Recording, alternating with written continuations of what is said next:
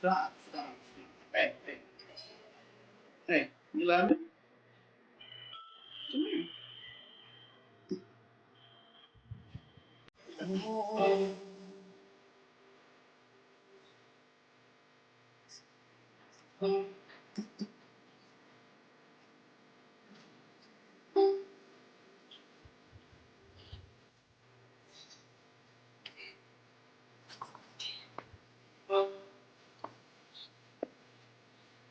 Hello, Janice. I might as well end there because I know Mariah is going to make me have to end my video. Hmm. Let's see if that's better. Is that better lighting? I want to get the tree in there. Let's see.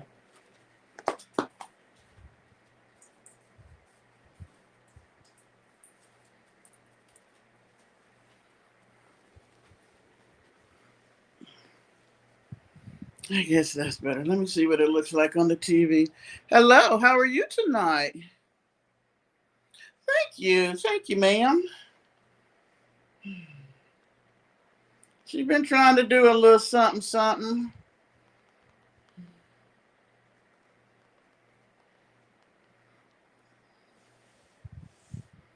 How are you tonight, Janice? You're the first one in.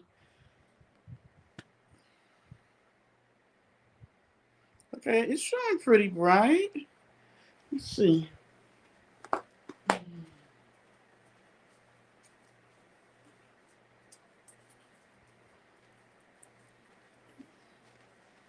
I want to be able to see my lights going. All right, let me see if I turn. Parker, stop.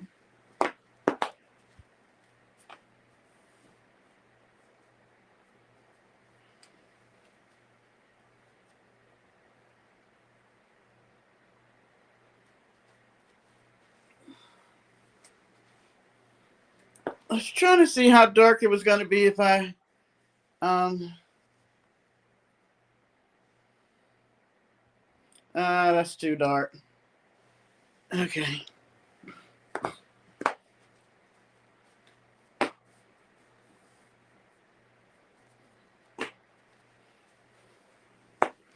But the tree sure looked pretty with it that dark. Hmm. Okay, so you said you was roaming and saw my notice. Yeah. Well, you must have been the only one roaming and saw it because well, I just came on.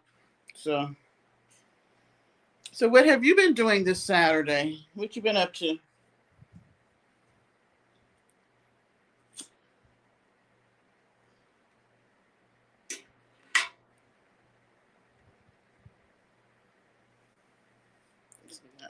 It's not looking the way I wanted to look. Let me see.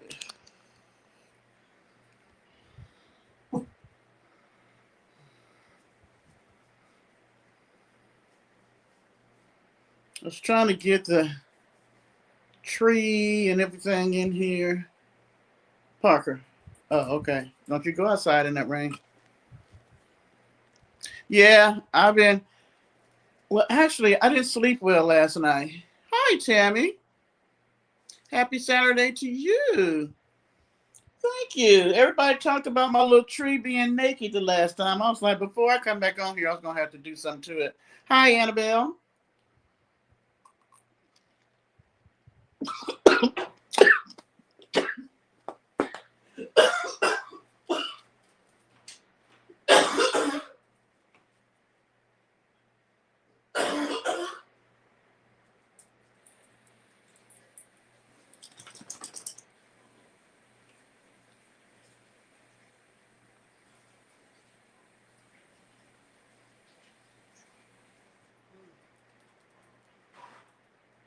That was not cute. Oh.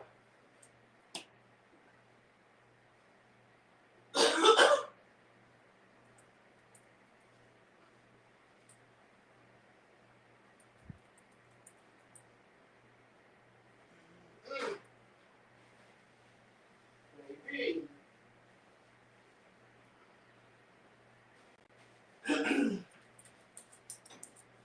Thank you, Parker.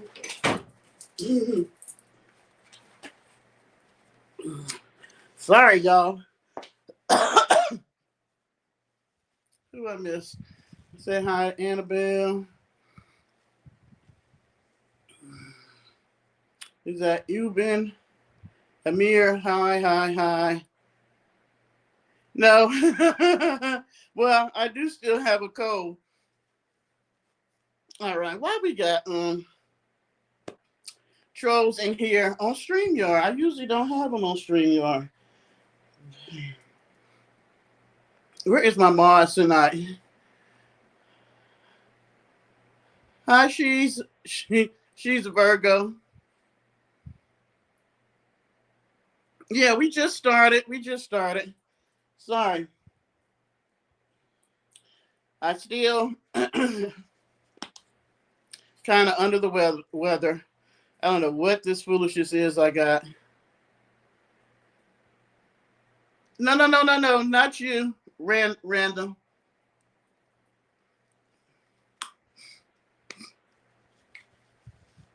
Um, they're trying to talk and drink and all that, all at the same time. But anyway, what has everybody been up to? I've been doing the same thing, watching YouTube and TV, watching my Christmas movies. Um, Trying to finish up the tree. Need to do the railing on the stairs, and then I can put all this Christmas paraphernalia back in storage because I got stuff everywhere.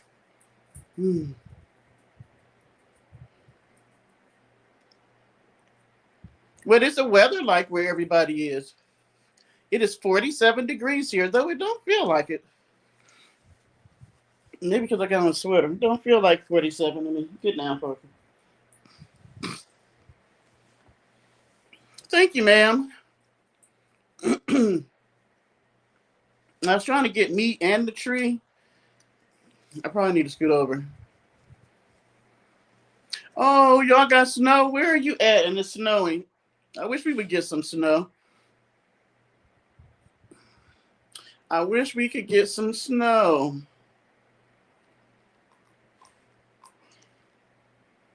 Thank you, Annabelle. We're just getting rain. Hadn't got cold enough. When it's cold, we don't get no rain. And then we get rain when it's not cold enough to snow.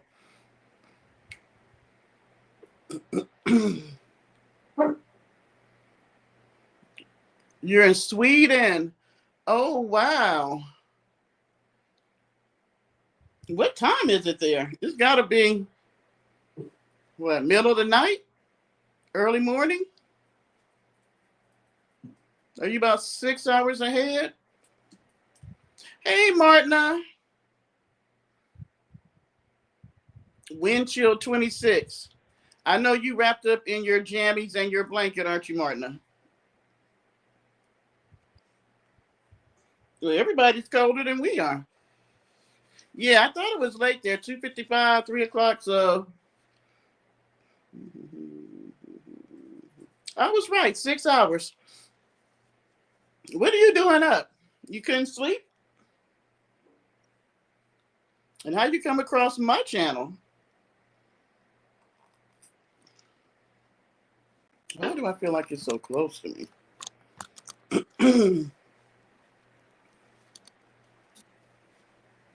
Fleece blanket? Oh, Martin, I would be burning up hot.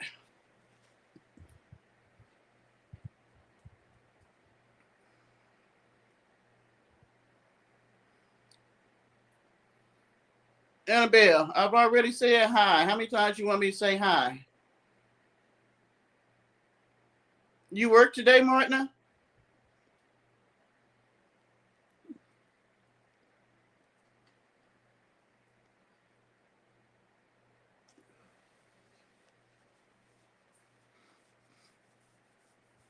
Hi, Ashley. Okay, y'all. Everybody come in and say hi. How about you come in and you say hi to everybody versus I say hi to you. You come in and say, hey, Deb, and the chat. How about that?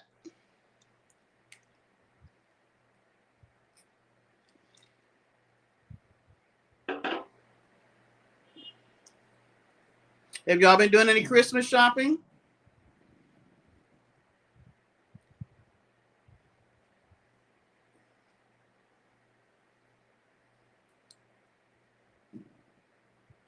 Freezing at the stupid door.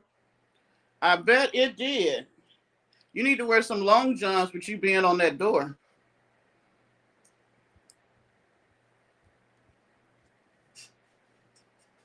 Do you still drive, Martina?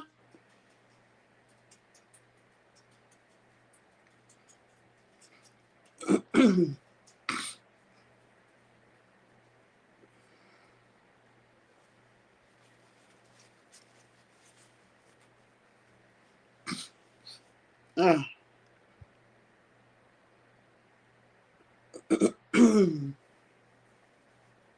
Well,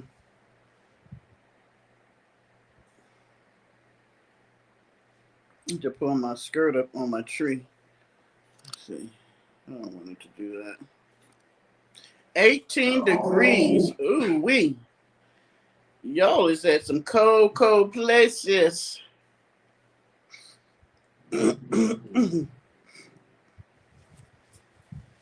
Maybe Parker.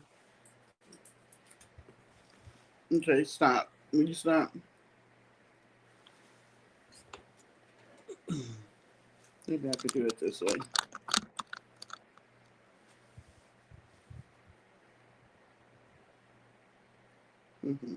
There we go. That's better.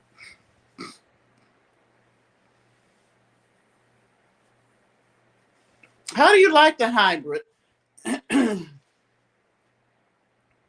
I was looking at, I got a thing wanted me to trade my car in, but it's Mitsubishi. I've never had one of those before, but I was looking at theirs, and one of the ones I was looking at is a hybrid. Now, with the hybrid, do you can run it on electric and you can run it on gas, or you run it on both?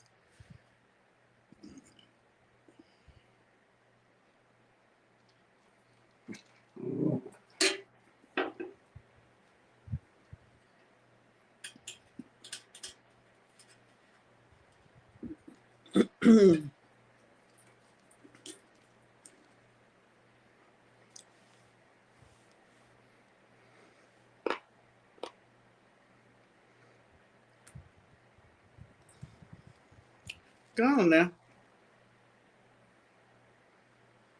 Move.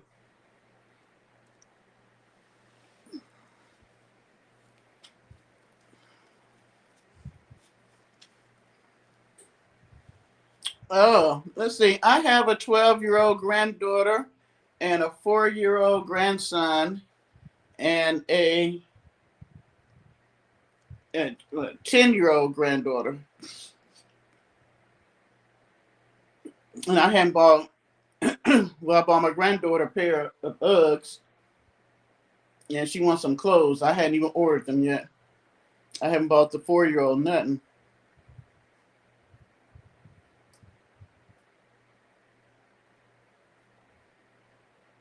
All right, you get some sleep. Thank you for dropping in. If you can't sleep, check and see if we still on here.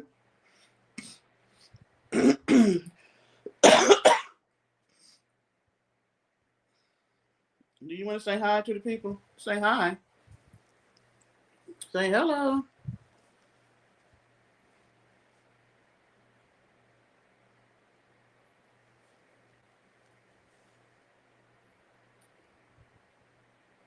They want Uggs must be the thing for that age. Because I normally buy her she's like a tomboy. So she normally wants some Nikes or Adidas or something. So I'm like, okay, what do you want? She's like clothes and some tennis shoes. So I said, sure. So we had went to celebrate my son's birthday a couple of weekends ago. And so she was like, well, Grandma, is there a Foot Locker close by? So we looked it up and I was like, well, we can go by there. Now, when she said tennis shoes, I'm thinking tennis shoes. We get in there, and she wanted Uggs. I'm like, and Uggs ain't cheap.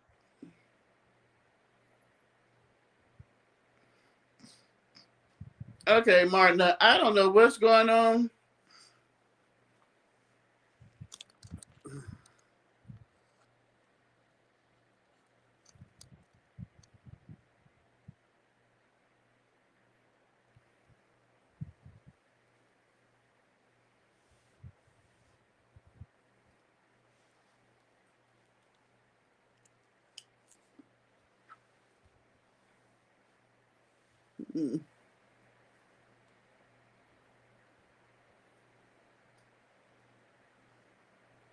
$3,000 to replace the battery? Oh no. Let me stick with the one with just gas. Because how often do you have to replace the batteries? Yeah, and you got two of them that want Uggs, huh?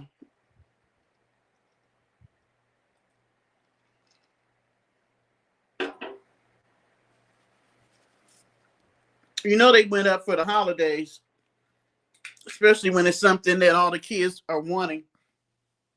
It must be the thing to have if you're in middle school. But I went ahead and got them for her, and I was like, "Let me let you know, this is part of your Christmas present, ma'am. So, you won't be getting no other pair of tennis shoes. That's it.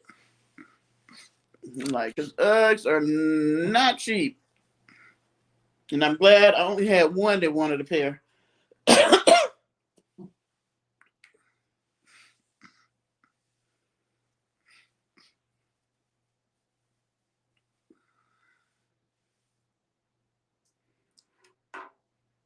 When we're in stream, yeah, you still a mod in StreamYard. Okay. 'Cause I was like, we usually don't get trolls in StreamYard too much. Because I don't know if you can slide. I guess you can slide in when you're in StreamYard. I don't know.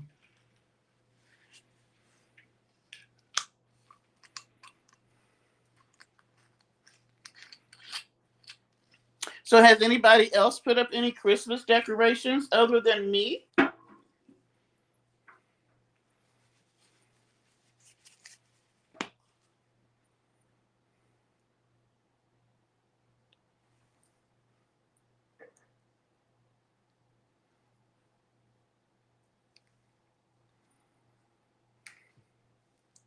So that was what? Let's see.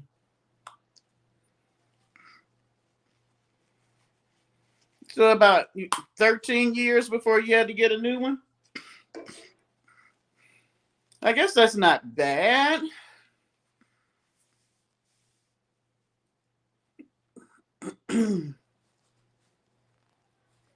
Is it cheaper on gas for you? I mean, gas ain't too bad right now. I think it costs me about 70 to fill up, but I try not to ever let it go on empty, unless I get, even if I'm driving out of state, I usually fill it up when it gets to about a half. I fill it back up. It might not even be 70 now. It might be around 60. I think the highest I paid was about 75 when gas was higher.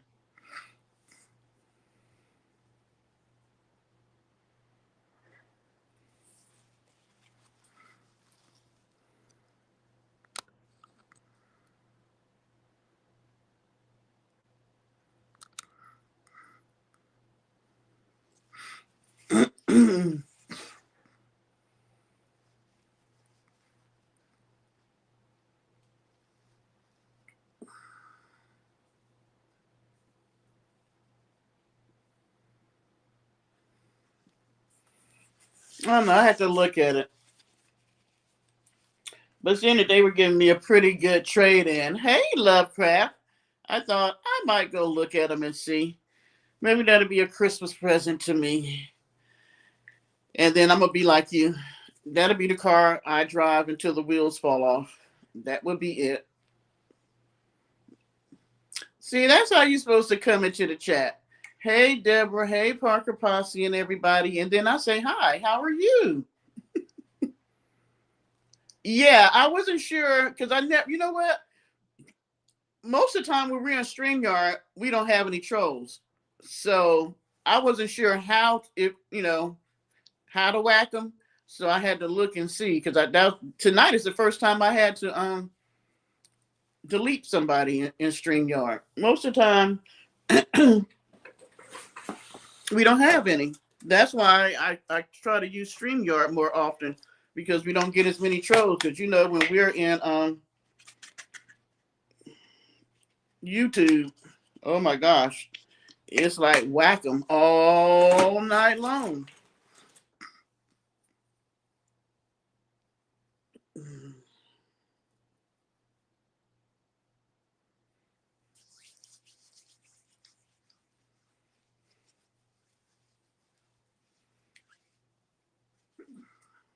Oh, look who got in here early.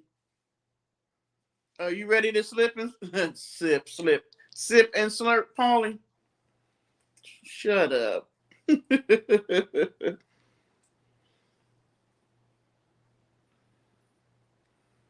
Well, we just started.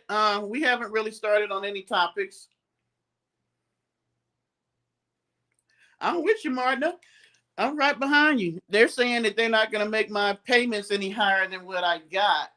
I'm almost finished with paying for this one, so that's why I'm trying to decide, do I want to start over again? Because I'm at the end of paying for this.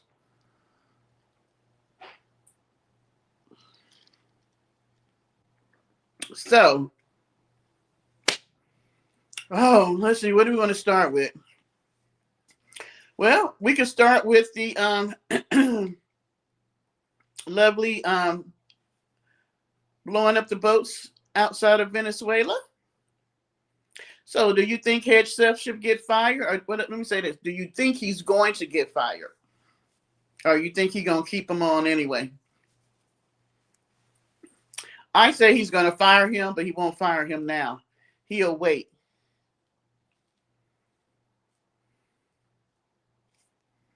Well, I'm drinking red Moscato tonight. I think I like the pink better. I don't know why I got the red.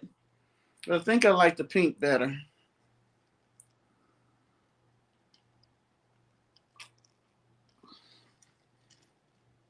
But it will do. So y'all think Hedge Chef's gonna get fired or what? Hello. Lovecraft.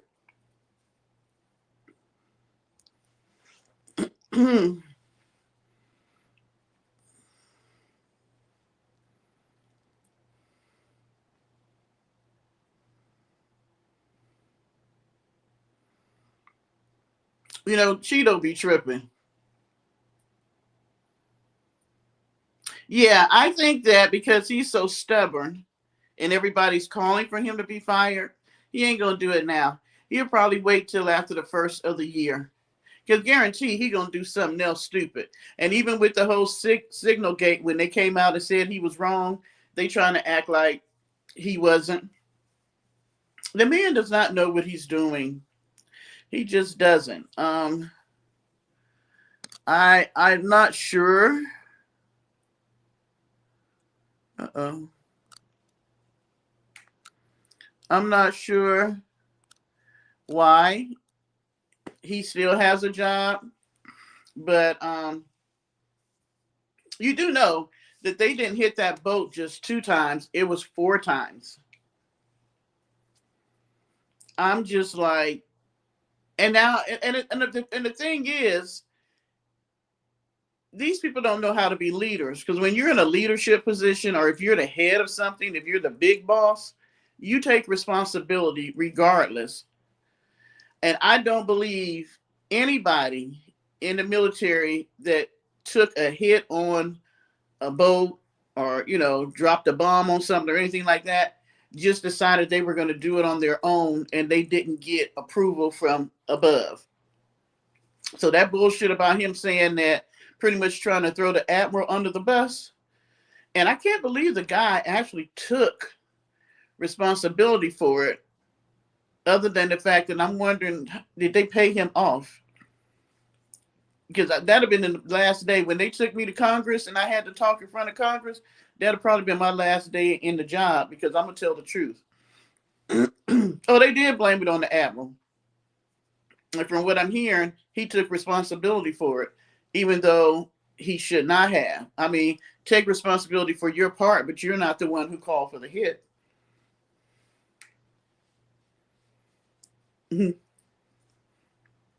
So yeah, and I'm like, y'all is trifling and sloppy. They are the bumbling idiots. They can't commit crime well whatsoever. If I was ever going to be a criminal, I would not be a criminal with any of those people in his cabinet, because they are the dumbest individuals I have ever seen. And it was funny because I was looking at I like listening to the guy Michael Wolff, who wrote a book on Donald Trump and um, Epstein.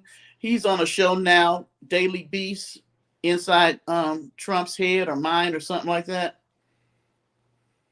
Yeah, I don't know why he messed with Franklin like that, but I like listening to him because he was saying that, if you look at the people that he hired to be in his cabinet, none of them were people that had like great careers or anything. They were pretty much at the bottom of their career, whatever it was that they were doing. And the only reason why they got elevated was because he hired them and put them in these really big positions, and it's gone to their head. Like Patel, what is wrong with him? You leave your wife for a 26-year-old, and I know it's wrong to be flying her around in the FBI plane and giving her damn SWAT people to watch over her as private, her private police. I'm just like, it's giving little D energy. Like, I got to impress you in other ways. It's giving little D energy to me. I'm just like, and if I was the wife, I would take him to the ringer. I sure would. You can fly the 26-year-old around all you want, but I bet you what, buddy, you're going to be giving me some of that FBI money.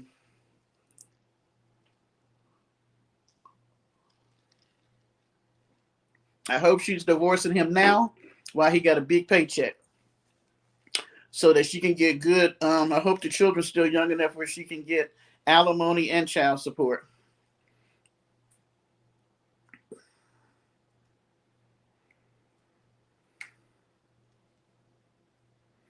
Well, they do want Venezuela. It's more for the techies. The techies want it. And they're wanting to have this big like tech community in Venezuela, and Israel is a part of that. You have to go back and look and see why they want the country. They have a reason why they want it. That's why they're going through all that they're going through.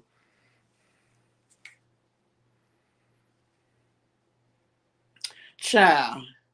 Now you do know that his job was, he was being a landscaper or something like that before he got the position, but he was one of these zealous young people that was working for the Democratic Party and was helping out with Trump becoming president the second time with the young people and stuff. And because he was just such a sharp person and doing all that, that's how he got the position.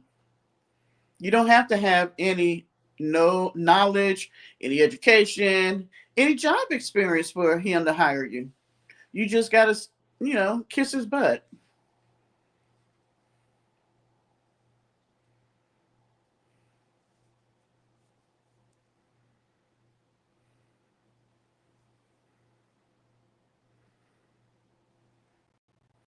Well, right now it's on hold because, as usual, his MO has been that when he used contractors and builders and stuff to build the buildings that he do, he normally has them build it, and then he tries to find something that they did wrong or something that went against the contract so that he don't have to pay them.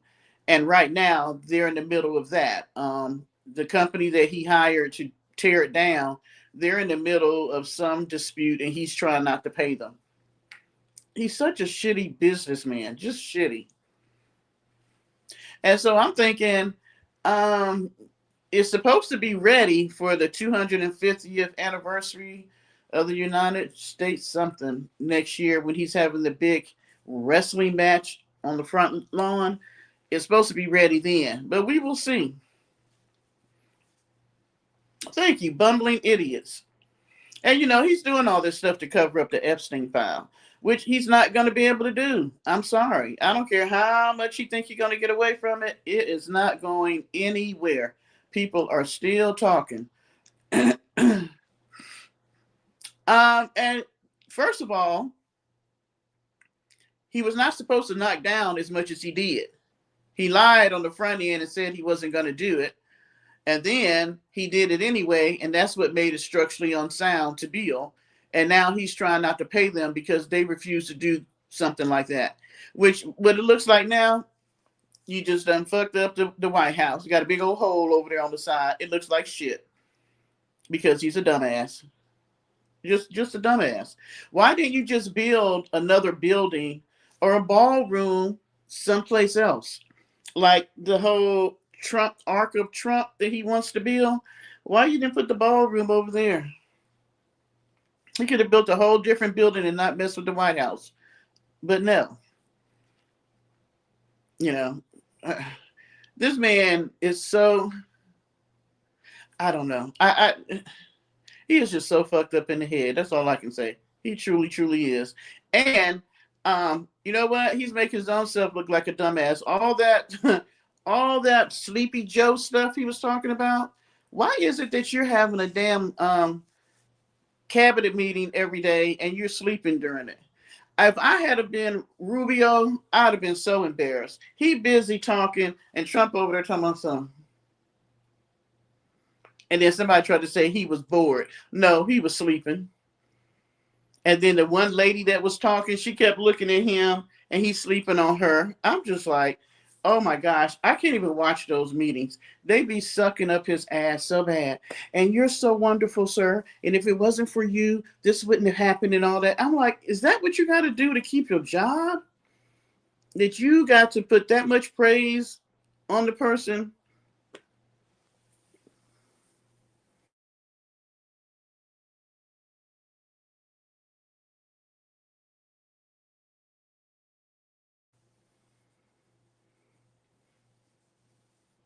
And the one at Mar-a-Lago is called the Trump Ballroom.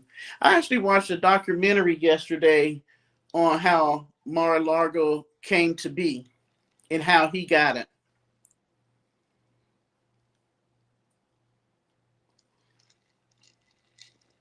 He's such a shyster. The woman who built it, she really, when she built it, she put the most expensive tile and furniture and all this stuff in there. And she ended up, I think her husband died and she ended up marrying somebody else. But they used to travel a whole lot. And because they were gone so much, the place was just sitting there. Because when she first built it, she was a person that loved to entertain and had big old parties and stuff there all the time. But she was a person also who believed in giving back to the community. So she would let the community use the place to do a lot of fundraisers and do things like that. She is very much a person who was wealthy, but she also believed in using her wealth to help other people. So she didn't want the place just sitting there. So what she did was she couldn't sell it because nobody could really afford to buy it. So she wheeled it over to the Palm Beach.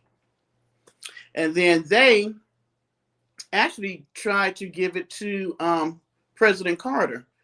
But the problem was nobody could do the upkeep because by the time they didn't do anything with it, it was just sitting there. So by the time they wanted to give it to the president, it was just like it needed a lot of repairs and all this stuff. And nobody had that type of money to put into the place because it's humongous. So at the time, Palm Beach still owned it. He came along and he wanted it. This is years later. He wanted it. and they told him how much they wanted to sell it for. Well, he didn't want to buy it for that. And so they were like, they wasn't going to go any lower. That's what they were going to sell it for. That's what he was supposed to be buying it for. So what he did was he went and bought a piece of property behind Mar-a-Lago, and he was going to build a building taller than Mar-a-Lago so that all the prime parts of Mar-a-Lago, with like the certain rooms and certain bedrooms and places, and you could overlook, you could look out and you could see, because it was right there on the beachfront. It was 17 miles of the beachfront. So he was going to build a building tall enough that you would not have that prime view anymore. So Palm Beach got pissed off. He ended up getting it for a really, really good price, and he ended up getting everything that was in there came along with it. So he got all this expensive antique furniture and stuff that he could sell or keep. So he ended up getting a pretty good price, plus having all the furniture in there that was worth a lot of money.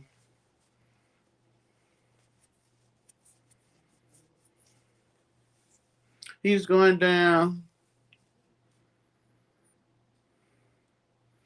Well, I don't know if gas went down. Pretty much it's still holding the same down here. Gas hadn't been that high. So that really wasn't the issue.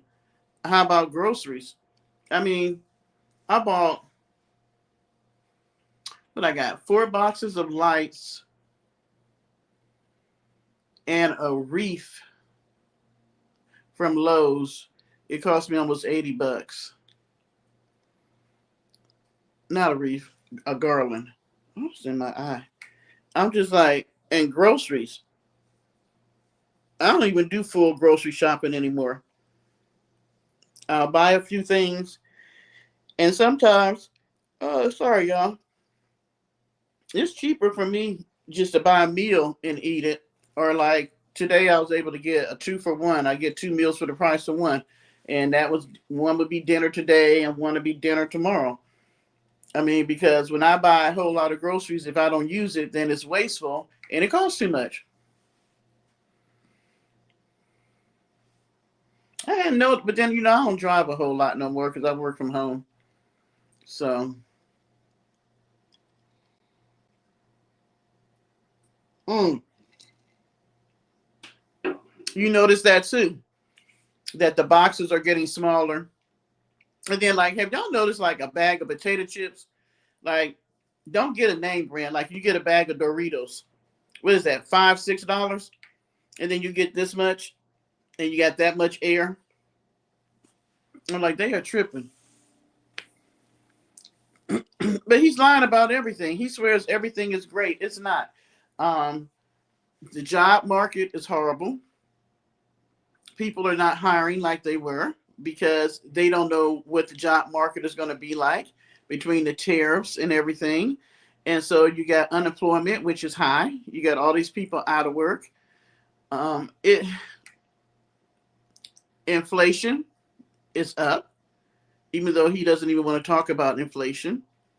We're never going to talk about rent and buying and loans and buying cars. And I mean, all the main things that people need are extremely expensive right now. Oh, I don't even buy coffee like that. I used to like to buy the little pods to put in my little pod thing. But I mean, if you buy I like McDonald's or I'll do Starbucks. They were already $10. I don't even know how much they are now because I just refuse to buy them.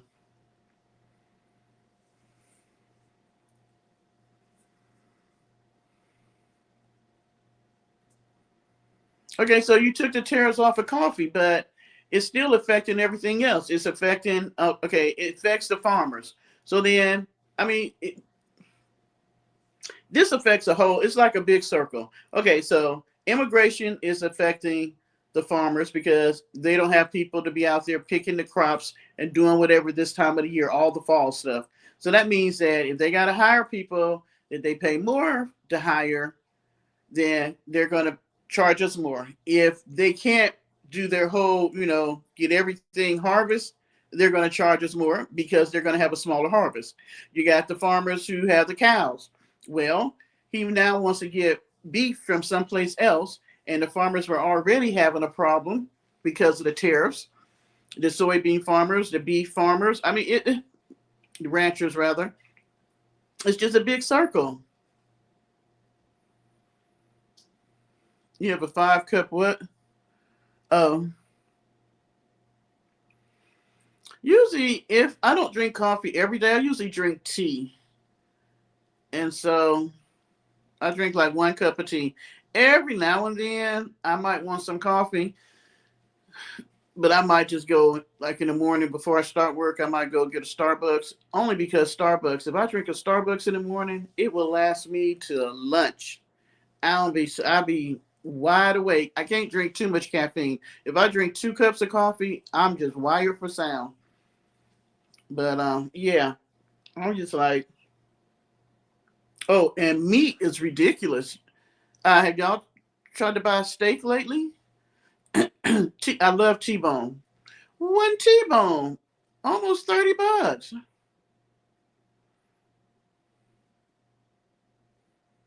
$21. Okay, so they lowered it to 19. Ooh, that's still too much. Oh, I don't like hazelnut. And sweet and low? Mm-mm. I use raw sugar. Thank you. The people at the top are making more money. They're making more money. And then, and they're steady letting people go. These big corporations, these big companies are letting people go. They didn't hire as many people as they normally do for the holidays because people aren't spending money. They said Black Friday went really well. I don't know. I didn't buy anything. But they said this was like a really great Black Friday. Could be.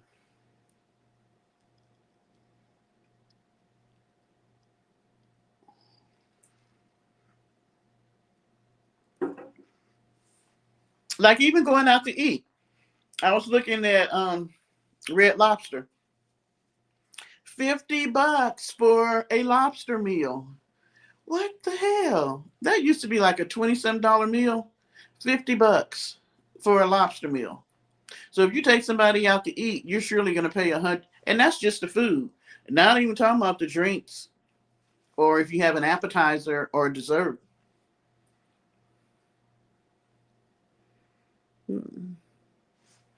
Somebody said, "Sorry, I'm missing this." Yeah.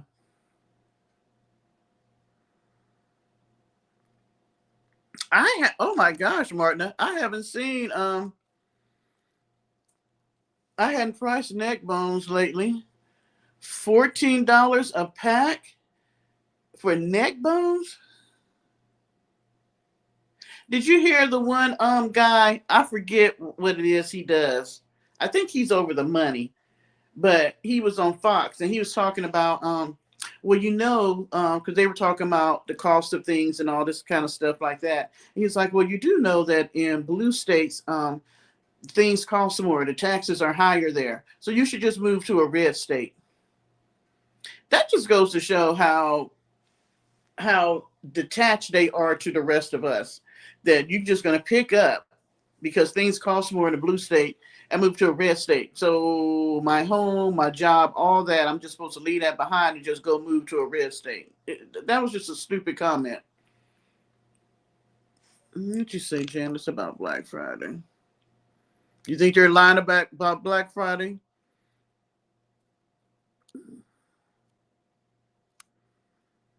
Yeah, you're gonna have to get a job, Paulie. Yeah, that's his name. 20 for smoked turkey wings. I'm telling you, you could just buy a meal and probably get it cheaper. Like, oh, did I tell y'all for like Thanksgiving? I was like, okay, we were not gonna do Thanksgiving dinner on Thanksgiving. So I was like, all right, I wanted me some oxtails. So I had to go to the meat market because I couldn't find them in a grocery store. I don't know what's going on. 5 pounds oxtails. $60 freaking dollars. No lie. $60. Why are you doing this, phone? I could not believe it. $60 for oxtails.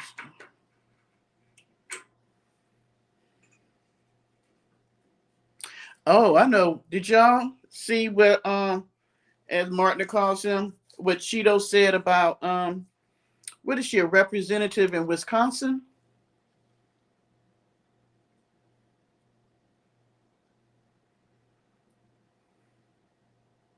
Yeah.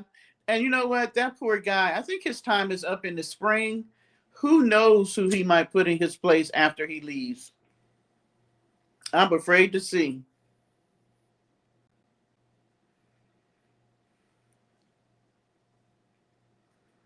Yeah, I can only imagine Alaska and Hawaii. Hawaii's already an expensive place.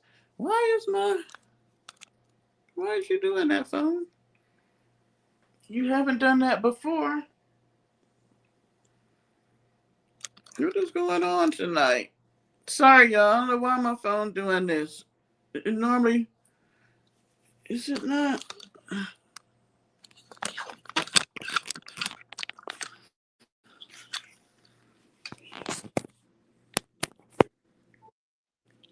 Okay, maybe it wasn't charging.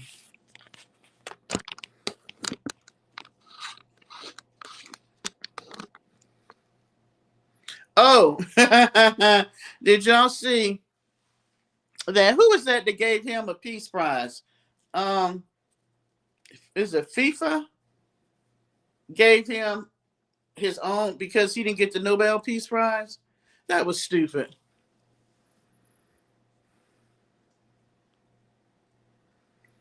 You know that FIFA, yeah, gave him his own award for supposedly, I guess, bringing peace or something. I don't know. I forgot what they said it was for, but it was a lie. They're just doing it so they can get what it is they want. Oh, I know how to do those, Martin. Let me turn this off. Parker ain't trying to freeze you. Sorry.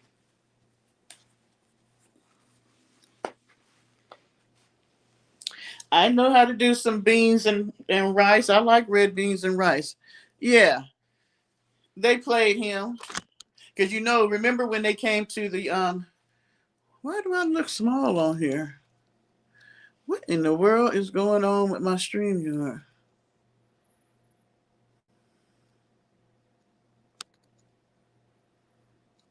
Okay. Where's my comments?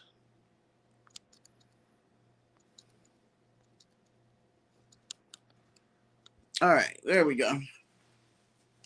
Um, when they came to the White House, he wanted the medal that they had, which was ridiculous. So I guess they decided to give him one so they can get what they want. But I hear that they're pretty crooked. I heard that they're a very crooked organization.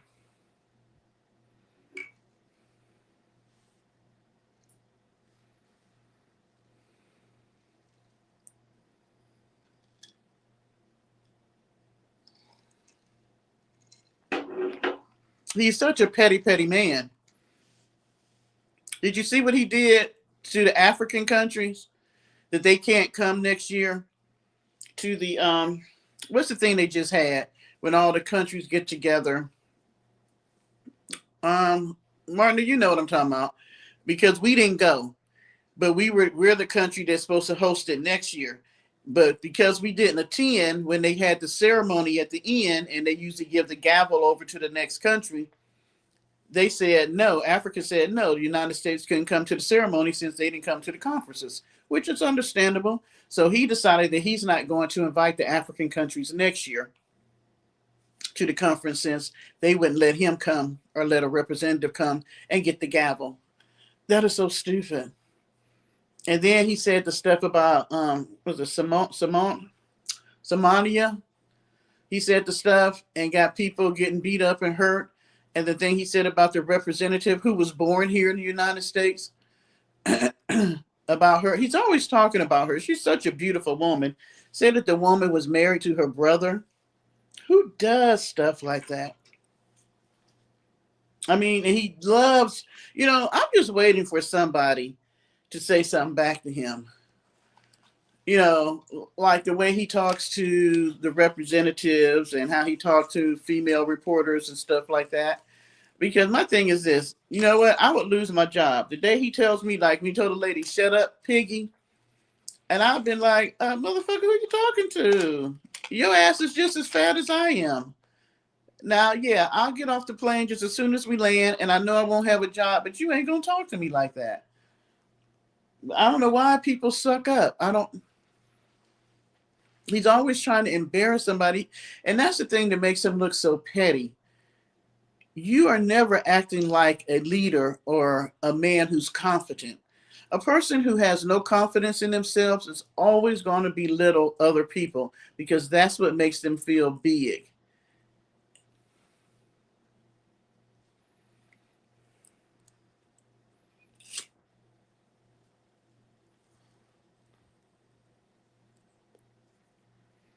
They had a report out. It was, I think, Don Lemon had it on his show showing the growth of the countries over the next year. And United States was the country showing the slowest growth. China, all these India, all these other countries are growing bigger and faster than us. Why? Because we have a dumbass in charge. That's why.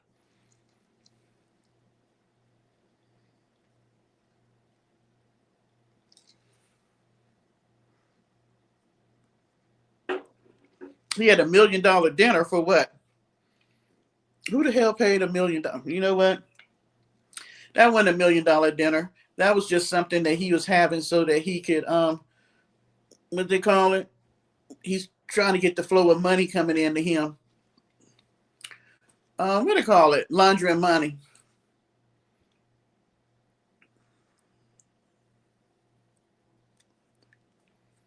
Oh, but the cognitive test that he passed with cow, horse, or whatever the hell it was. Yeah, because he's so smart. Yeah, I had the wavy hair put in with these, but it ended up tangling up, so I was cutting it out and still got pieces that I need to cut out. He's just so rude to people. And I'm just like, why is that okay? It's not. So, what do you think of how the First Lady decorated the Christmas trees this year? Her little short video on showing us the Christmas trees. Though she's never at the White House, it's hard for me to believe that she did the decorating. I'm sure she just told them what she wanted and somebody else did it.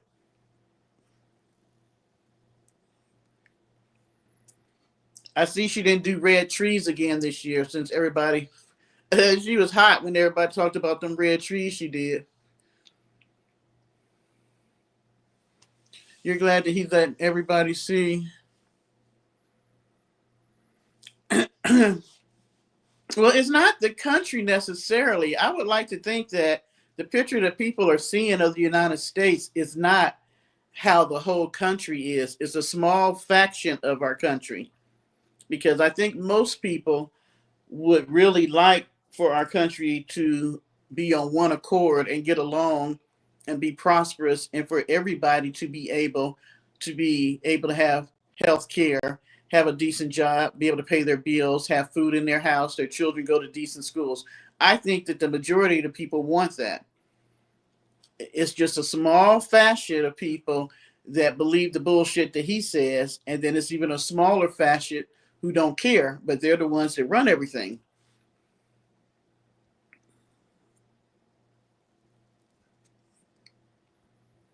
Oh my goodness, yes. They have a movie coming out. She did her book, and my thing is, it would be a good movie if they tell the truth, but we know they're not. Tell us how you really came to the United States. Tell us what you was really doing when you first got here. Tell us how you really met your husband. You met him through Epstein.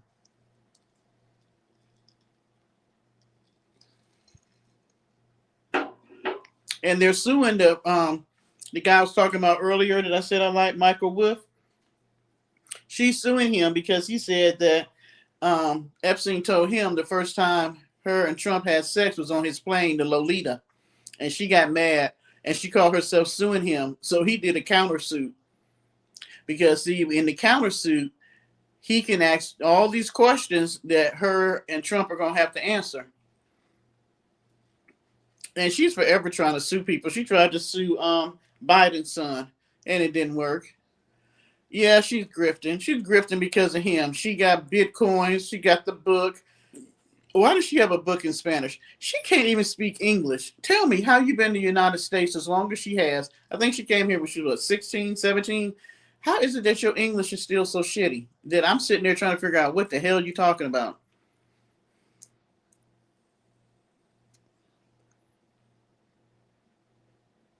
You think Vanessa? Oh, you know what, Janice? I've never had to send you to the doghouse, but you might have to go to the doghouse tonight. Yeah. We all done seen her naked. I don't think we've never seen a first lady naked except for her. And she says she's proud of her pictures. What else you gonna say? I mean, all of them either got sex charges against them, they're crooked. The one lady tried to kill her husband. What's her name? That she looked like a man in drag.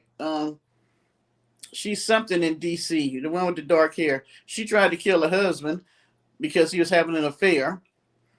I mean, they all got stuff going on. No, you're not, Martina. Janice beat Paulie to the doghouse tonight. All right, Lovecraft. Yeah, y'all see your buddy. You know what?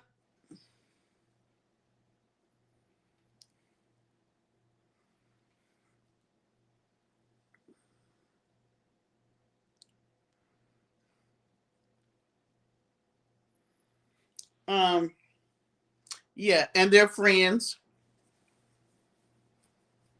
The Epstein files are going to bring them all down. I'm telling you, there are some people in there, and y'all, the stuff they did. Did you see the pictures that they just showed recently? The new stuff they put out of his place on the island. Pictures of it's creepy. And they took the island and they took the house and they have made it into a resort. I would never go there. The energy, the spirits there, I would never spend my money to go there. You say you need that Big Mac to do his job. Apparently, it's not working. Him and the pep was he drink Pepsis all day and eat Big Macs.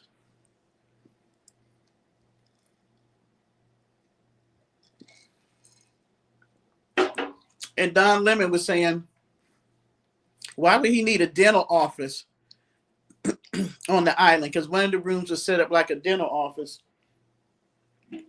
I don't think they were using it for a dental office.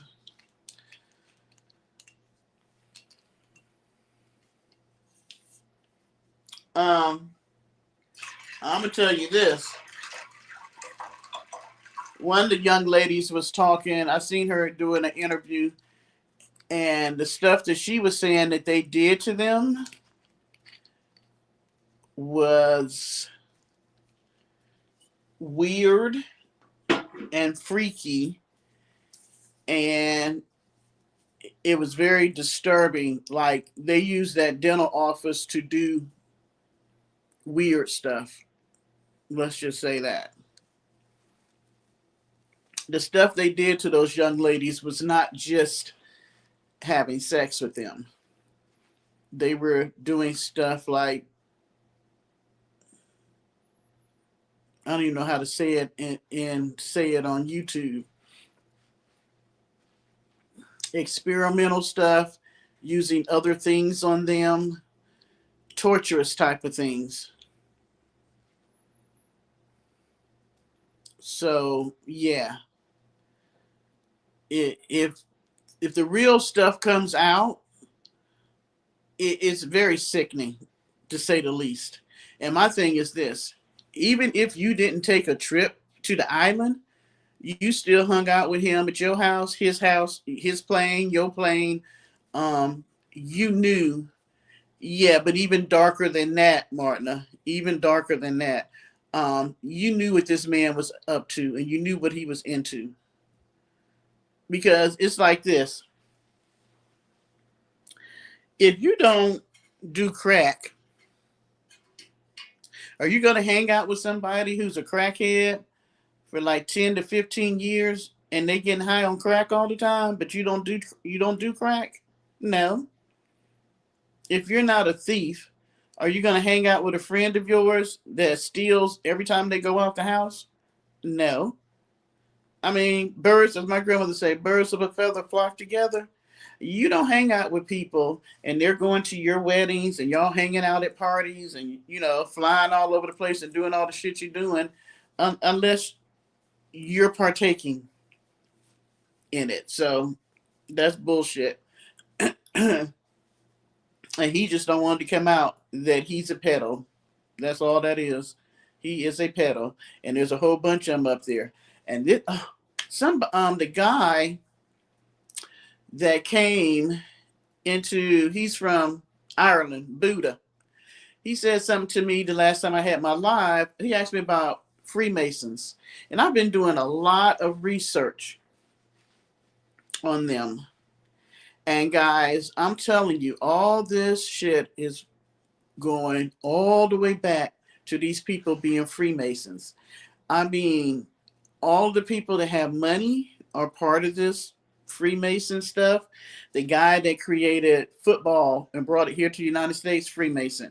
The guy that was over Boy Scouts, Freemason. The people that are in politics up in DC, Freemason.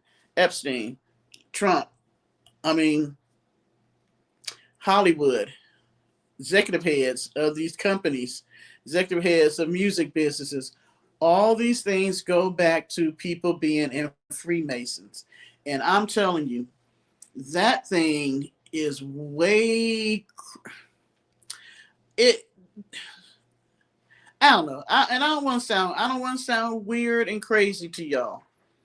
But it's like this year, I keep feeling like I'm in like an alternate reality. It's like, I know this is my life. I know this is my reality, but it's like I'm looking around and I'm finding out information that they are lying to us about so much that it feels like the reality that I believe I'm living in is not the real one. I know it sounds crazy. I feel like I'm in the Matrix, or either in the Truman Show. Y'all remember that movie, The Truman Show?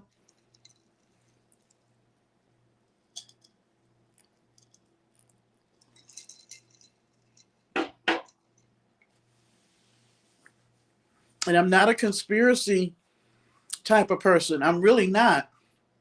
So that's why it's kind of freaking me out that the stuff I'm finding out is that these people are just lying to us about every freaking thing.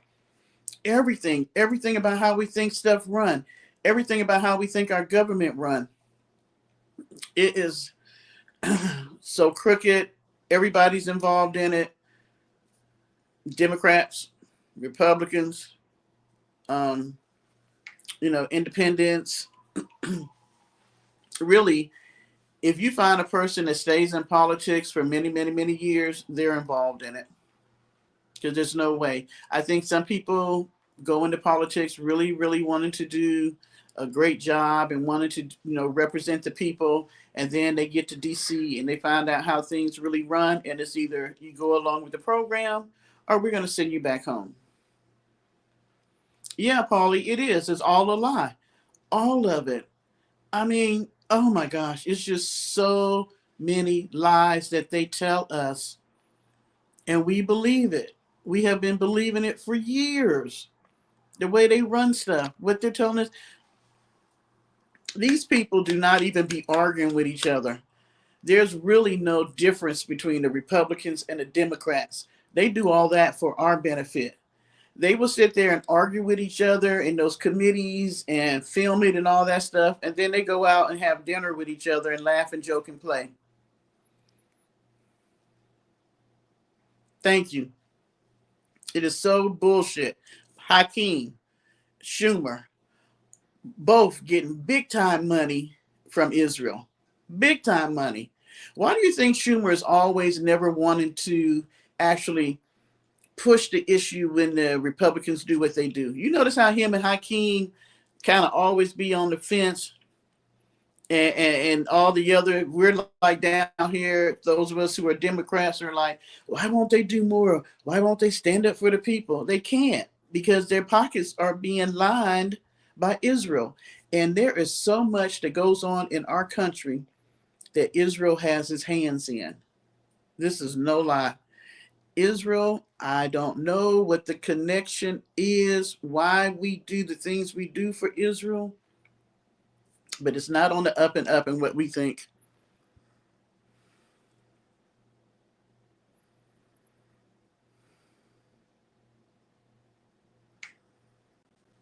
Um, Biden was no better. It's just that some presidents are able to do it slicker, more undercover, because Trump thing was he was going to come in and he was going to drain the swamp. Well, there was a swamp before he came. I'm not going to say that he started everything. There was a swamp, but all he did was come in and made the swamp bigger. He did what he's doing. I guess he's doing what everybody else is doing out in the open, where everybody else is doing it undercover. I mean, like Obama literally put out more immigrants than Trump has. But did you hear about it? I think the worst we heard was about the children. They had the issue with the children, but we still don't know what happened to all those children, those child immigrants. What happened to them? There was thousands of children that got separated from their parents. Where they at? They lost. The majority of them don't even know where they are. Maybe some went to family, but what happened to the rest of them? Just like the people that was in Alcatraz, what do they call it? The place in Florida that they had a few months ago. What happened to all the people that was in there? What they do with them? They didn't send them back home, so what they do with them? I mean, all these things that are happening, we don't even know how they ended. The guy that supposedly killed Charlie Kirk, what's up with that? How is it that this young man killed the guy that they made into a martyr and they want to have a holiday for him, but we don't hear anything about him going to court, having any, I mean, most people that did something like that, you'll hear every step of the way of what's happening legally. The FBI took it out of the hands of the people in Oregon. So what's really happening? And how come the wife? How come she ain't pressing the issue? You would think that if somebody did that to my husband, every time you see me on TV, I would be demanding for this person to be coming up for a trial. I'll be demanding that his butt be underneath the jailhouse. But you don't even hear her talking about that. You hear her boosting up Vance. Oh, did y'all hear that supposedly it came out that Vance is saying that him and his wife Usha are having marital problems?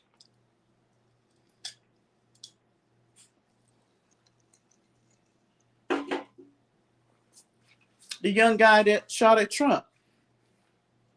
Now, this young man literally, supposedly, shot at a person that was running for president.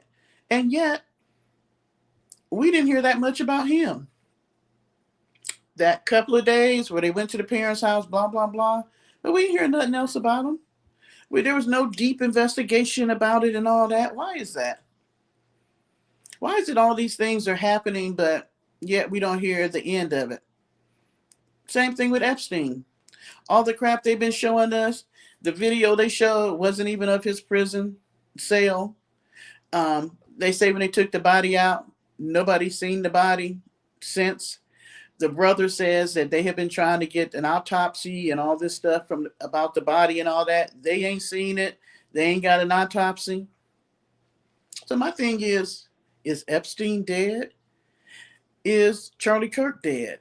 I mean, They buried Charlie Kirk. We didn't even know they had the funeral. All they showed us was a memorial service. There's just too many things going on, and there is no end. You know what I'm saying? There's no closure to it. Let me tell you something, Martin.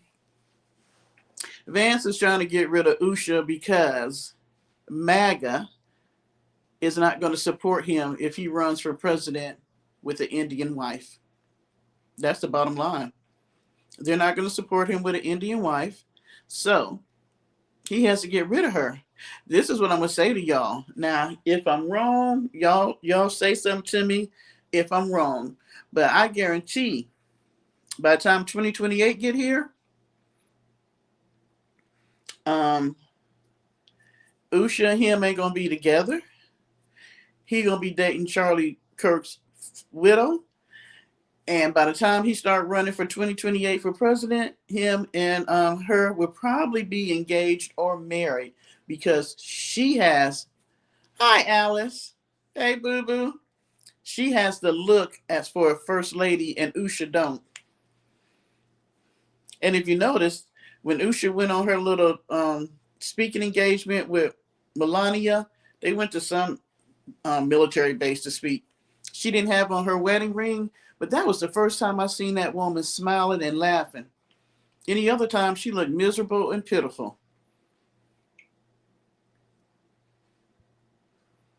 But yeah, Charlie Kirk's wife got the look. She's supposed to be doing a, I think 60 Minutes or somebody's supposed to be doing an interview with her about what, I don't know.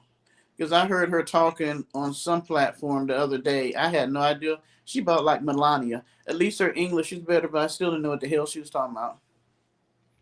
Oh yeah, they're gonna be split up. They'll probably be divorced before 2028. And if I was her, I would take him to the ringer. But yeah, he's gonna be dating Charlie Kirk widow if they not married by 2028. Cause see, MAGA like her. So that'd be the perfect mate for him to get into the White House.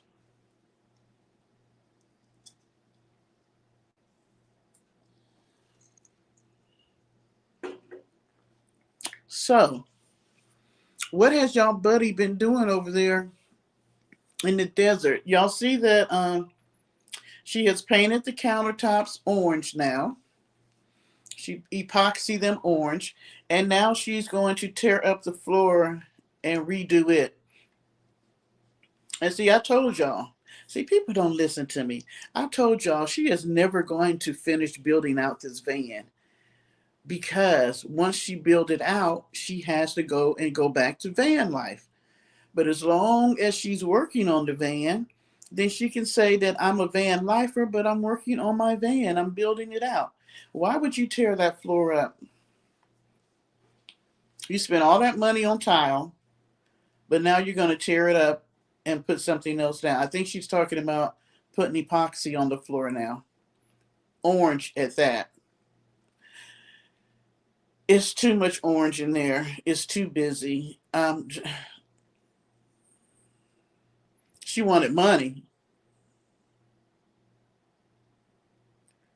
I mean, she said it cost her, I want to say about 420 the first time she did the epoxy, and then she turned around and did it again. So she done spent almost $1,000 doing the countertops, right? So now she wants to do the floor. But how much did you pay on the tile in the first place to do the floor? How much did you pay on the stain that you stained the wood the first time on the countertops? The back doors, she's had them replaced. And then I think she says she has to take them off again. I mean, she is just spending money that she swears she don't have. But I'm just trying to figure out, she ain't begging for money like she used to. So where the money coming from? She ain't begging like she used to beg all the time.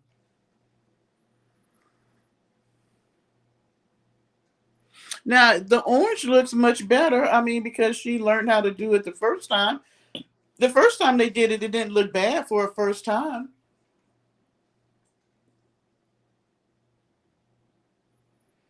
Um,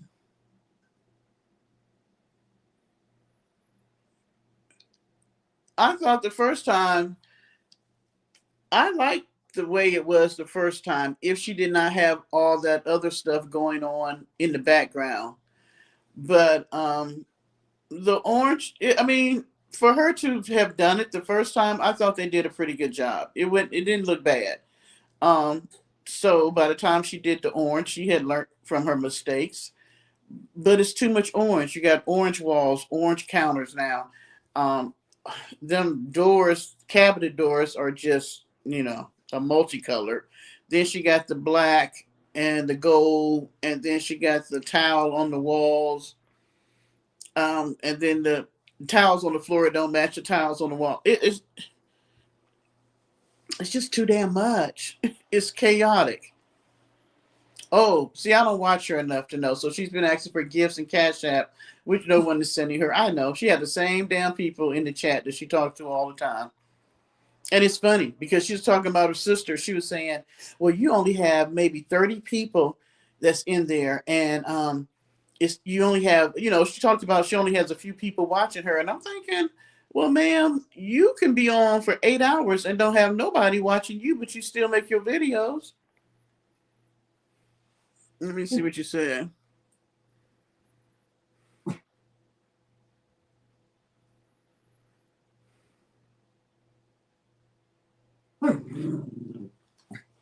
Why would somebody pay her $1,000 to waste money? I mean, the room looks horrific, and she was back in Goodwill last week buying more shit. The van you have spent so much money on. I mean, I wish I could tally up probably how much she spent, but I'm gonna just guesstimate. What do you say? She done spent about maybe $10,000 in that van, if not more.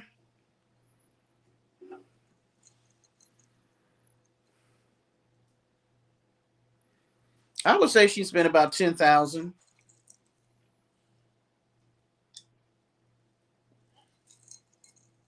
If you go all the way back to the beginning with all the wood she messed up, and a lot of that wood was not cheap wood. All the stuff she put in and tore out. I mean, she didn't put more stuff in and tore it out than a little bit. It might be more than 10,000. I mean, it's just ridiculous. She's just wasteful, and I find that what, and this is what my parents used to say too.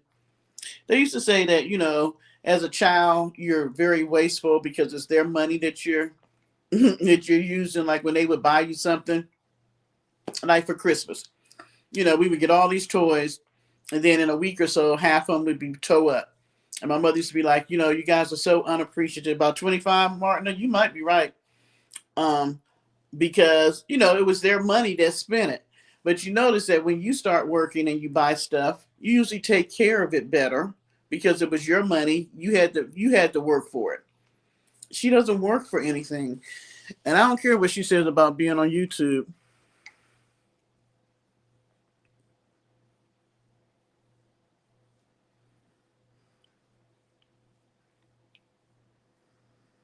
Mm, I don't know if she's trying to do it for the tiny home tour because the last time I don't know if they're going to let her back because the last time that she did it when she did the tin can in Courtside, they got so many people that wrote in about her and everything that it wasn't a good look for them. So because she was very upset about how many comments people made and why the tiny homes use her, tiny tours use her, and all that. So I don't know. I don't know if they'll use her again. We would have to see. We would have to see. But I think she's just doing that so she can prolong it. The longer she go, I mean, really, she's not a van lifer anymore. She's a living Charlene's bedroom lifer. And so the longer she goes with dragging out, what are we, 2 years now of her building out a van that should have been built out, she can continue saying, I'm a van lifer, even though she's not. She doesn't live in a van. She's pretending that she's building out a van and she lives in a house. Yeah. So you weren't the only one. A lot of people wrote in. It was not a good look for them. So I don't know if they will do her again. But she needs to be. She should not even be in van life sector anymore. Oh, she could not make it without her. She ain't trying to. Because now she's talking about, oh, I can't wait till I get back on the road and I'm going to travel here. If she travel anywhere, she'll go to Quartzsite, she'll go to Houston, and then she'll go on the border of California to those little salt thingy places that she likes to go to. But she don't even like doing that no more. She don't even like living in a van no more. She like having it in Charlene's yard and pretending like she lives in it. And that's fine. But you need to get out of the van life sector because that's not what you are. You're not a van lifer. All right, guys. Is there anything else we want to talk about that I haven't touched? Oh, I had a question for you guys when I did my little short. Um, do you guys know what it means to be a shapeshifter? Okay, she goes to Vegas all the time. Vegas is like a hop skip, from where Charlene lived. They live right outside Vegas. So what? I mean, what is that? 30-minute drive. Hi, C Mac. All is well. How are you? It's been a long time. I don't even remember your name. Were you in the bushes? Did you make comments? Okay, so yeah, so guys, do y'all know what a shapeshifter is? Janet says, I know. Anybody else?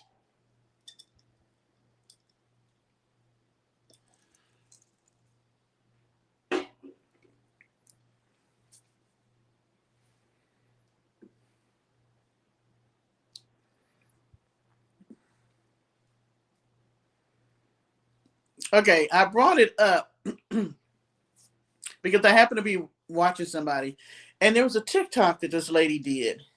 I found it very interesting. For those who date, not everybody's dating. Some are married, some just aren't dating. Okay, so she was telling this story about the fact that she was married and her husband passed. And so she waited for about 4 to 6 years before she decided that, oh, okay. Hi, Catherine. How are you? It has been a moment. Um, she talked about how she decided she was going to get back into dating. So the way people date nowadays is you go on a dating site. So I think she went on what's the one that's real popular? I can't think of the name of it, but she went on one of the dating sites, and um this guy came up that she found very interesting. She said he was very handsome and everything, and so they kind of meshed. They just talked a bit, and so he invited her on a date. So she says she got to the place. They were going out to eat dinner. So she met him at the place, and she says she's a hugger. And she's like, the reason why she likes to hug people is because she feels like she can feel people's energy and tell whether they're a decent person or not. And so he told her that he wasn't a hugger, but he would shake her hand. I mean, I can understand that. First time you meet somebody, I don't need to hug you. We can shake hands. So she says she shook his hand, but when she shook his hand, it was like instantly she felt like there was something going on with him, but she didn't know what it was. She was just like, it felt like it was like a warning to her that she shouldn't really be on a date with him. But because she was at the restaurant, she went ahead and they had dinner. She said they had a nice conversation or whatever, but she knew through the whole dinner that she didn't want to see him anymore because the whole thing that kept going through her head was that there was something about him. She didn't know what it was, but she didn't feel comfortable about it. She said it got to the end of dinner. She told him, she had a very nice dinner, but she didn't think that they should see each other anymore. And so she said he said something. Now, this is the part that I wanted to know, but I couldn't because I'm watching it on TikTok. But she said that he said some words to her, and before she knew it, she was agreeing to a second date. She said that when she was on her way home, she was trying to figure out, why would I agree to a second date when I was saying to myself, I don't feel comfortable being around him on the first date. But she says she went on the second date. They went like walking around the city or whatever. She's like, even then she kept saying something about him. I don't know what it is. I don't think I should be hanging out with him. So yet again, she told him, I had a good time, thank you, but I don't think we should see each other anymore. She said before she left the conversation, he had talked her into going on a third date and going to his home to meet him. She says she did not understand it. Why would she be agreeing to see this guy not just on a third date, but going to his house? Now, by this time, I'm saying to myself, if I'm questioning myself that much, Deborah ain't doing it. But okay, I'm thinking she been out the dating game, husband passed, maybe she's new to this. That's why she's doing it. Not following her instincts, which we don't do a lot of times. I truly believe we don't listen to our gut because we've all been in a situation where our gut was telling us don't do something or be concerned about this or it's a warning and we don't listen, we go past it. So she says she goes on the third date. She goes over to his house. She says she gets in there, they're talking, and they're in the kitchen. I don't know if he was cooking dinner or what. She didn't really say. But apparently his kitchen was a bit messy. And she said next thing she knows, she was washing the man's dishes. He didn't inquire about her to wash the dishes. He didn't say, hey, you want to wash the dishes for me or whatever. She says she just started washing the dishes. But she says as she's washing the dishes, she says to him, she's like, hey, there's something about you. I don't know what it is. She's like, do you want to tell me? She's like, I keep getting this feeling that there's something about you that I need to know that you haven't told me about or something. So he says to her, hey, let's go in the living room. And hey, receptionista. And so he said, let's go in the living room and let's talk about this. So she says they go in the living room. He sits in one couch, she sits on the other. And he does, have you ever been talking to somebody and they just do their head like that? She said he did that. But when he did that, it was like she seen like this image of, it wasn't a person. It was like, I don't know. She really didn't describe it, an animal or reptile or something like that. Scared the crap out of her, she said. She said the whole time she was sitting there, she was just praying to God that she would get out of there alive or whatever. He looks at her and he says to her, you know what? You're the first person that was able to really see me. And he wanted to know how she was able to see him. She said she was just sitting there frozen and said to him, I would really like to leave. And she said he let her go. What do y'all think of that story?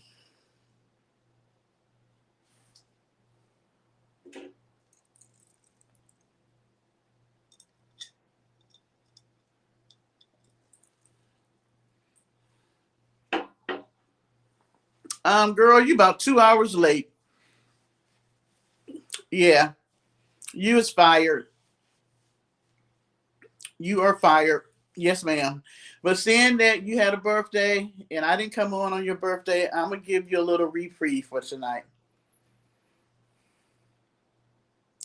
That's what I said, Janice, because the thing she said was that, you know what? She's like, I know it sounds crazy and people aren't going to believe me, but she was like, we are living with people and they're really not people and we don't know who they are.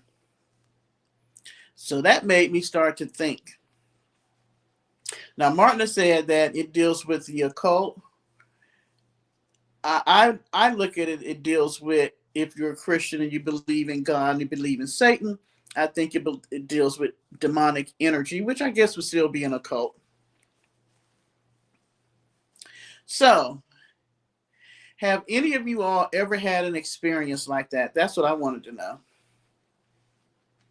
Don't tell her happy birthday, Polly. She late tonight. She is fired. And she's supposed to be being my co-host. I ain't have no co-host tonight.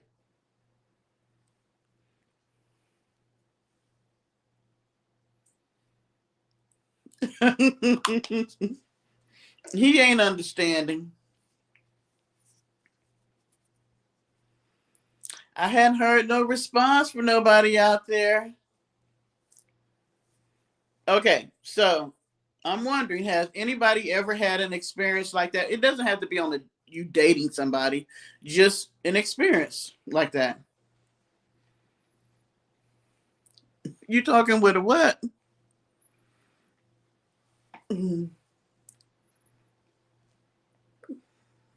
Okay, so I guess nobody has, since I'm not getting any response from you guys in the chat.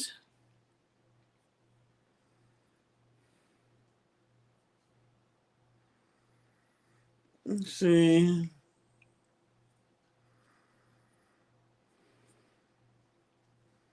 Okay, this is totally different from that, Polly. A shapeshifter is a person that looks like a person, a human being, but they can shape and turn into something else. I say that because I had to think about it. And you don't want to. I'm going to tell you guys, and if you're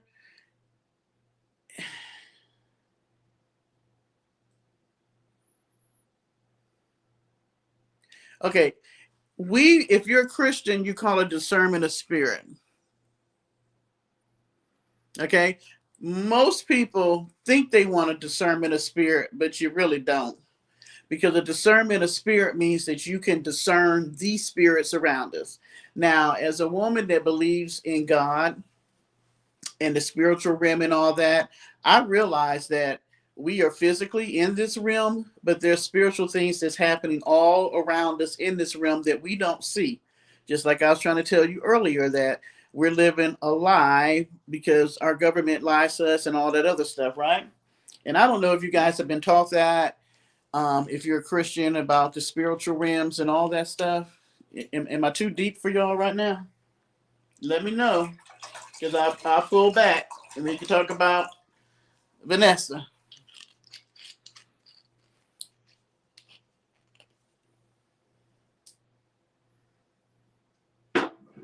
Do y'all want to hear my story?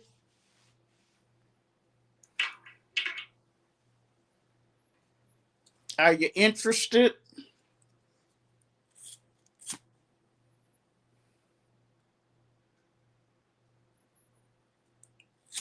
Thank you.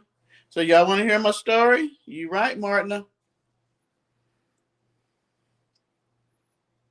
We do not. We don't wrestle with flesh, principle, principalities, and high places. Oh, look at God as everything that came out the bushes. Okay. So I don't usually, y'all know, y'all know I'm a Christian. Um, I don't believe in denominations and all that kind of stuff because I believe we've made a mockery of God's word and church as the way it should be. I believe in having a relationship with Christ. I do believe that my way of being able to get in heaven is through Jesus Christ and that his blood was shed for me. And I cover myself with the blood of Jesus daily because there are things out here that I know that I do not fully understand and that is not for God, because we can sit here and believe that we are the only entity that's here and that's it. But I don't believe there's a God that's big, that this is all that there is. Okay. So, in saying that, um, I would like to say when I was in my walk, I don't want to say that it's not strong now, but I was much more. So, okay, I look at it like this. This is what I call it. Some days I say that I'm on point, that me and the Holy Spirit are like this, and that I'm really listening. I'm paying more attention. I'm really listening because I believe God is always talking to you if you want to hear. So I'm on point. I'm hearing the Holy Spirit. He's guiding me and all that. Even though we ask God to guide us and all that, we don't always listen. We know this. We're disobedient and all that. So At one time, I was very much on point. That I felt like when God said move, I moved, and the Holy Spirit was guiding me. That's the way I went. So because of that, my discernment I felt like was stronger. Not that now it's not, but then it was so on point. I would say that out of 100 times of me getting it right spiritually, it was probably going to be at least 85 to 90, right?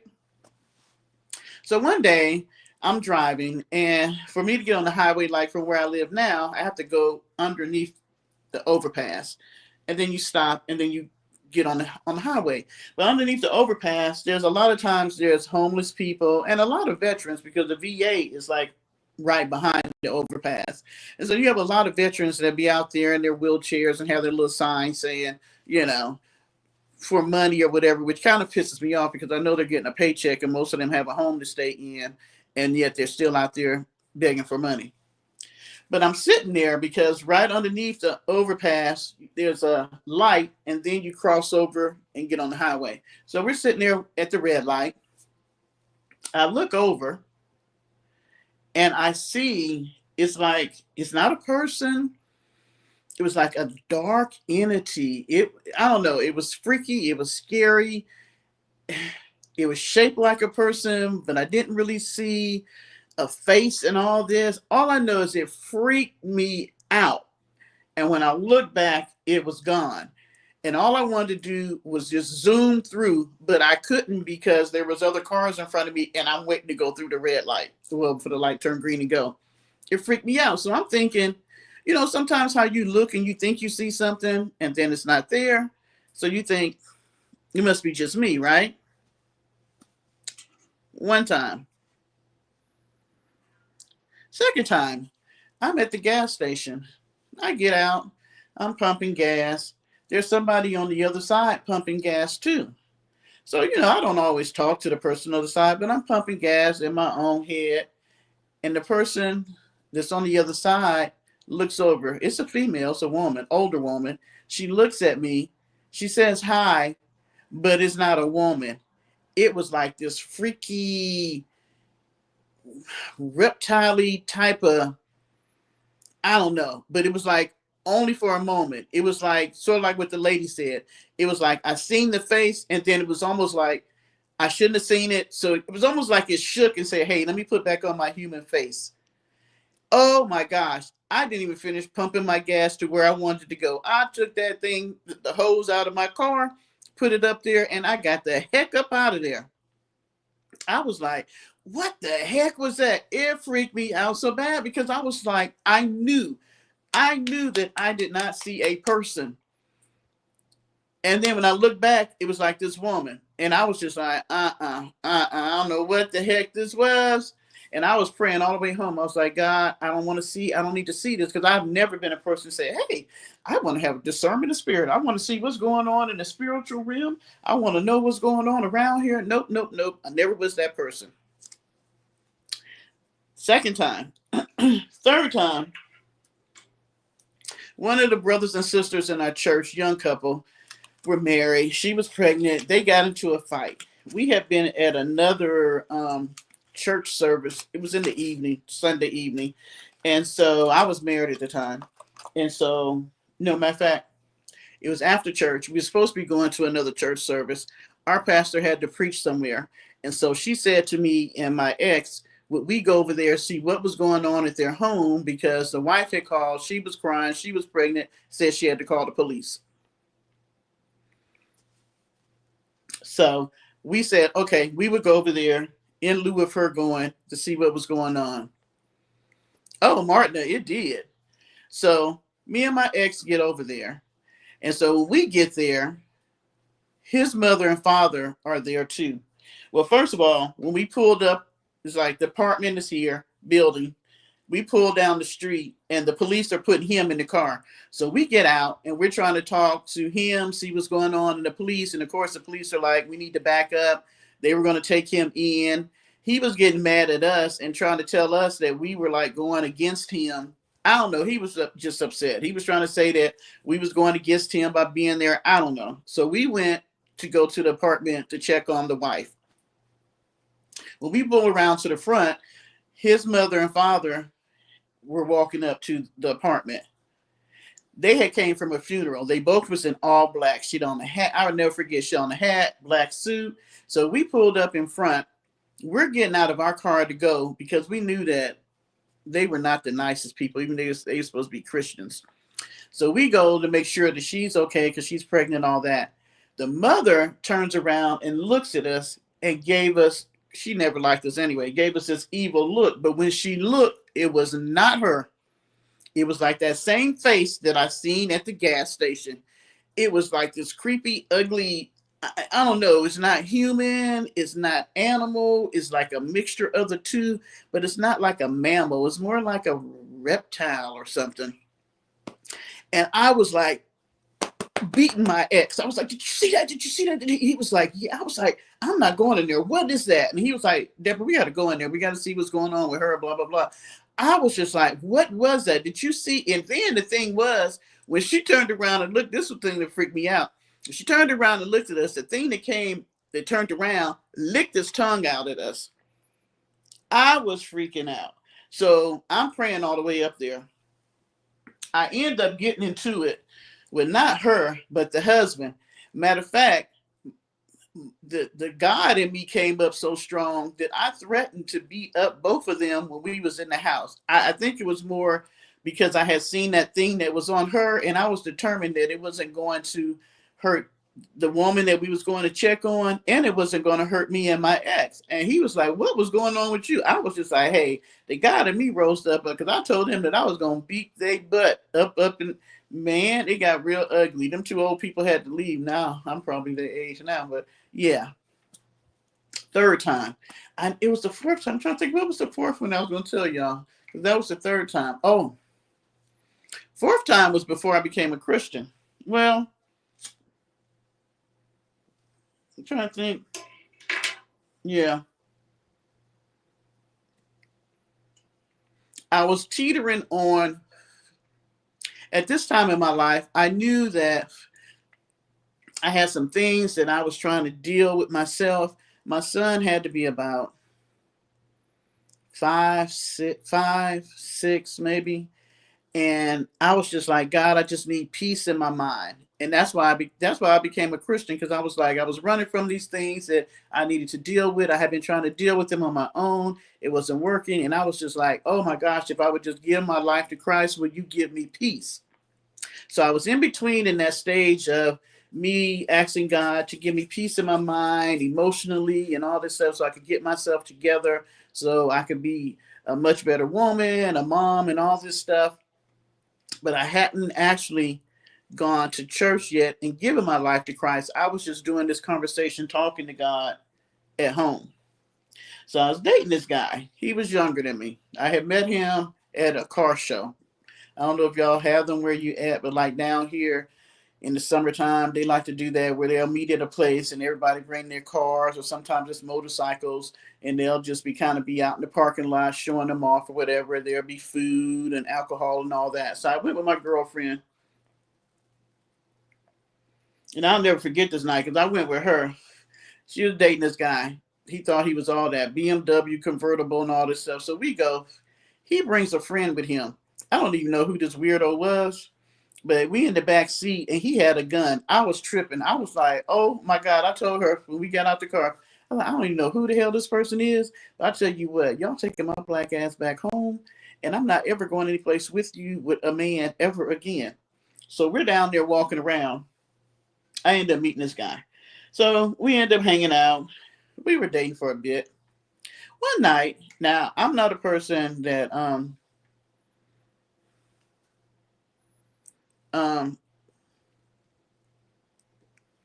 that gets high, because I have a natural high. Y'all know I'm kind of silly anyway.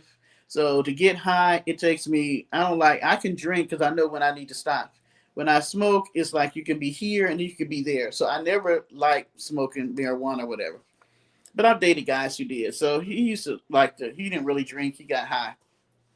So he had gave me some weed, and I didn't smoke. So I had wrapped it up and put it in the freezer, because I heard that if you put it in the freezer, it keep it fresh. I don't even know where I heard that from. So he was there that night, and I was like, hey, you know, I don't really smoke, but I was like, I still got that joint or two or whatever you gave me. It's in the freezer. So if you want it, you can have it. You can smoke that. He goes out the room to go get the weed.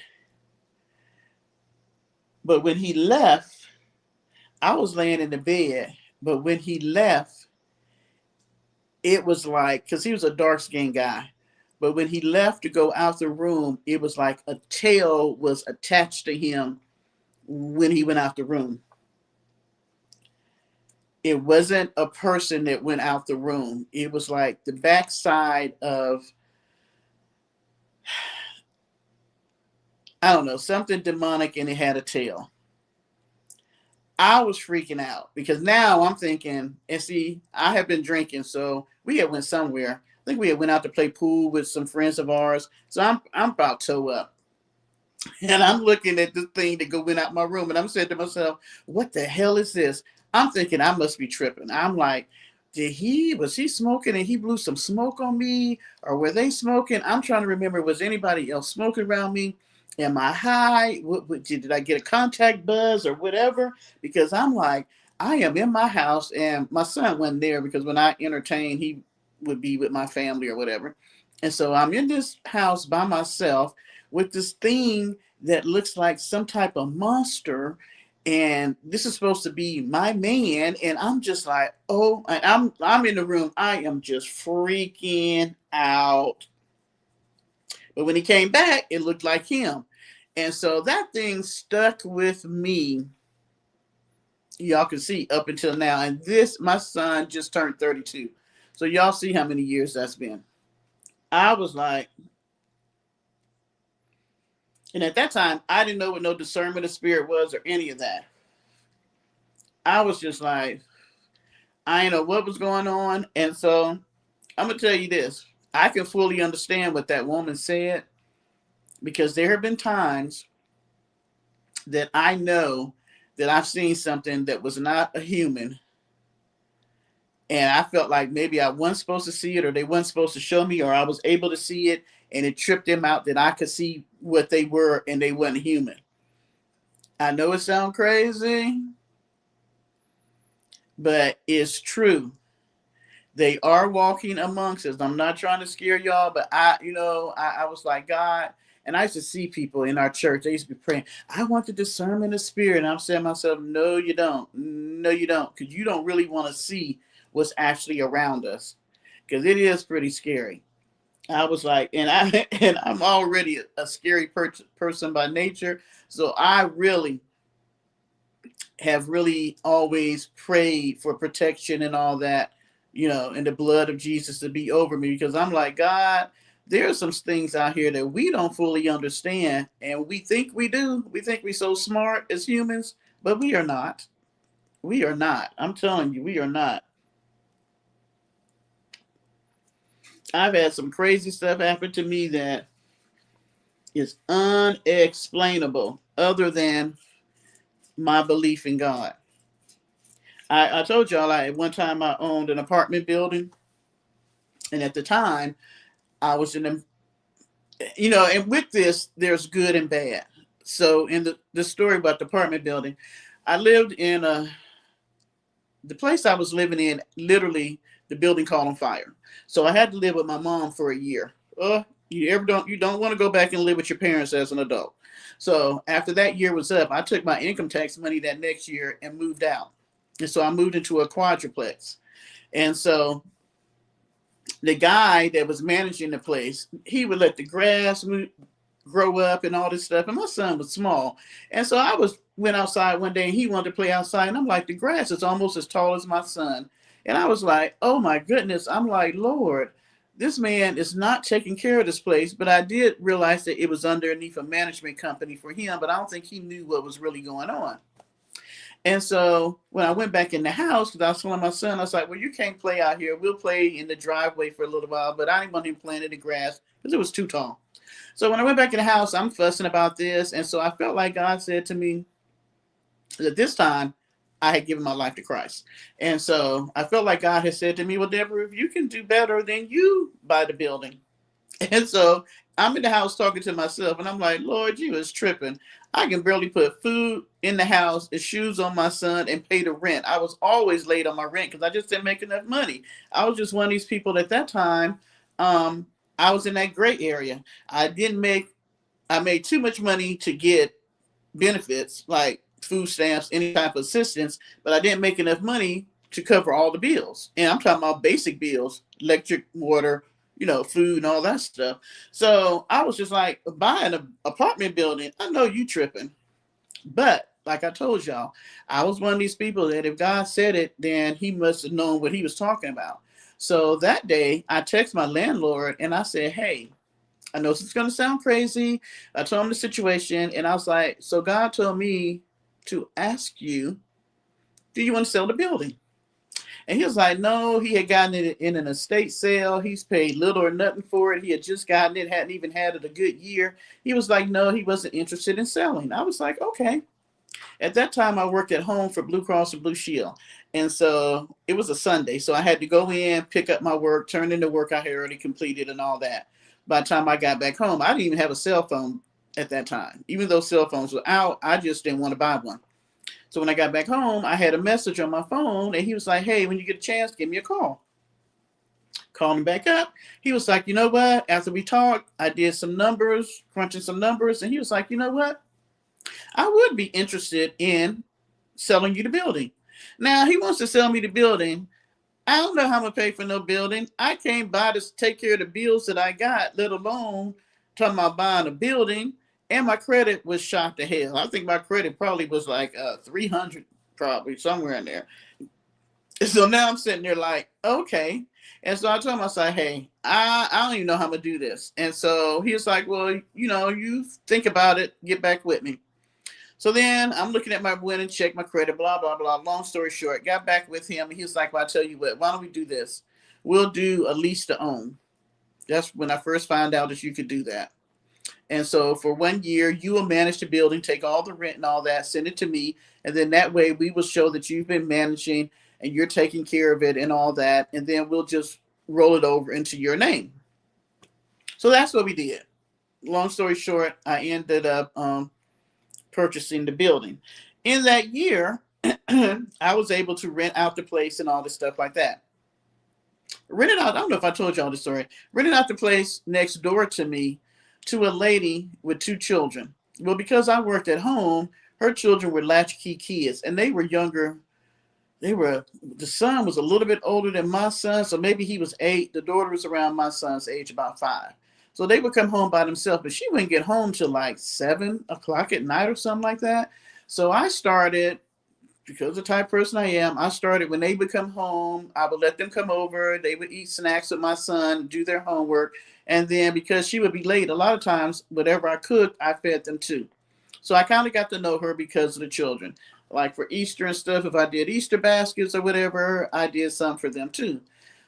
Well, in getting to know her, she's a single parent mom, had, trying to make it just like I was. Come to find out, her father was this guy that was here, and he was a very well-known root doctor here in South Carolina. Dr. Busby, I think was his name. Tripped me out. I had heard about him. I wasn't into roots, but I had heard about him. I actually went to one of my friend's house, and his aunt was into Dr. Busby because she had all this white shit all around the house, the edges of the doors and the floor all up above, and we left out. I'm like, what was all that white stuff, crosses all here and there? And he was like, she believed in stuff. And I was like, why would you take me to a place that somebody believed in roots? Because that is very much well known down here, especially in Charleston area. They believe in roots real big down here. But her father ended up getting murdered. I think the people that murdered him, so they say, I don't know what the real reason is. They say it's because of the money he made, because he was so well known. He was making fist over a dollar here. But they broke in, but they ended up murdering him and the woman that was there with him. So I'm thinking, okay, she's his daughter. Now that she done told me this, I'm wondering, she said that she wasn't involved in what her dad did and all that. So I'm like, okay. So as time goes on, she would borrow money every now and then, or borrow, salt, butter, or something like that, something out the food or something. And so one day she came over, I'm working, and she wanted to borrow some money. But at this time, I'm like, okay, homegirl wanted to borrow money too much and she ain't paying back. So at some point, you get cut off with me. I'm not your ATM. So she came over and she wanted to borrow some money. I told her I didn't have it to give. So she seemed a bit upset about the fact that I didn't have the money to give, because when she left out my door, she slammed the screen door, because I worked at home. Usually I keep the front door open if it's a nice day. So I'm looking at her like, how you going to be mad at me because I don't want to give you my money? When she slammed the door and went next door, all of a sudden I felt sick as a dog. My stomach started cramping up. It cramped up so bad that I literally fell on the floor. And I mean, it was hurting so bad that I was literally crying because I couldn't figure out what the heck was wrong with me. And it just came on just like that. I'm on the floor, like squatted down, knees on the floor, and like you're holding your stomach or whatever. And I'm crying, trying to figure out what happened, trying to figure out, did I eat something or whatever? All of a sudden, I felt myself, now it's going to sound freaky deaky, I felt myself float up outside my body, and I was hovering over me, and I could see me squatting and crying and trying to figure out what was wrong with me. Why was I in so much pain? And when I consciously thought about what was happening, it was like, shoot, my spirit went right back into my body. Oh my God, that freaked me out even more than the stomach hurting. So I'm crying, and then I'm thinking to myself, okay, this is something spiritual. This is not anything natural. So now I'm praying. I'm praying. My stomach is hurting. I'm praying. I'm trying to get the oil so I can oil down the door. And then I'm running to the phone and I call my pastor. And so she's praying with me. She actually literally came over. We walked through the house, prayed, walked around the building and prayed and all that. That was that woman next door. I put her ass out promptly after that. She was already being late on her rent and stuff, and I was like trying to help her out because she's a single parent mom. But after that, I was like, no, ma'am, you gonna tell me that you were not involved in the stuff that your father was involved in? Oh, yes, you was, because you deposited and left something in my house because you got mad because I wouldn't do what you wanted. I was like, her nor the children were allowed to come in my house or in front of my door no more after that. I was like, oh my goodness. That's when I learned about the fact that people could bring stuff in with them and leave some foolishness in your house and keep it moving. Oh, this is a long time ago, Angela. This happened years and years and years ago. Yeah. I was like, that's why I'm very particular. People just can't come to my house. If you notice, you don't ever hear about me talking about people visiting, or you don't hear about me saying that I visit people unless I'm talking about my family, do you?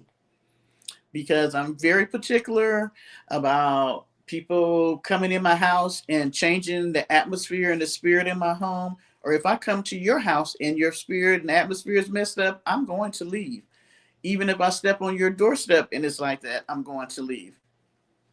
I mean, there are just things, what it reminds me of? Y'all remember that movie? I think it was it called Seven? Remember the one with Denzel Washington? And it was like that it was a spirit in people, and that they could touch somebody and it would just transfer to different people. You remember that, Martina? Did you see that?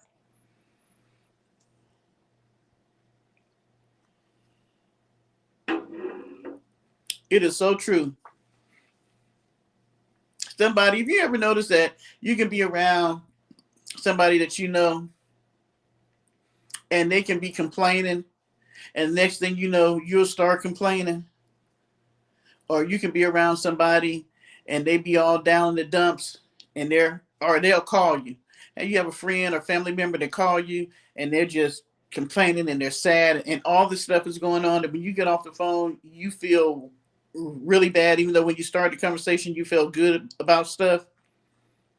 I'm telling you, people can deposit stuff in your spirit that you don't want. You have to be on point. You got to be on point. That's why when somebody's complaining, don't want to hear it. My thing is there a solution? We can talk about a solution to the issue, but we're not going to sit here and you just constantly, you can't call me every day talking about you're in a bad relationship, but you don't want to change your relationship. Mm-mm. You can't call me talking about you ain't got no money, but you don't want to get on a budget or we want to work something out. Not going to do it. I'm not going to let you bring all this negativism into my home, into my spirit. Not going to do it. Oh, yeah. Let me tell you something. It be in the church more than it be any other place. You know why? Because where else the demons going to hang out at? In the place where they figure people trying to get delivered and set free. People bring in mess. I don't understand how you walk into the church and you all jacked up and you walk out and you just jacked up. People do it all the time.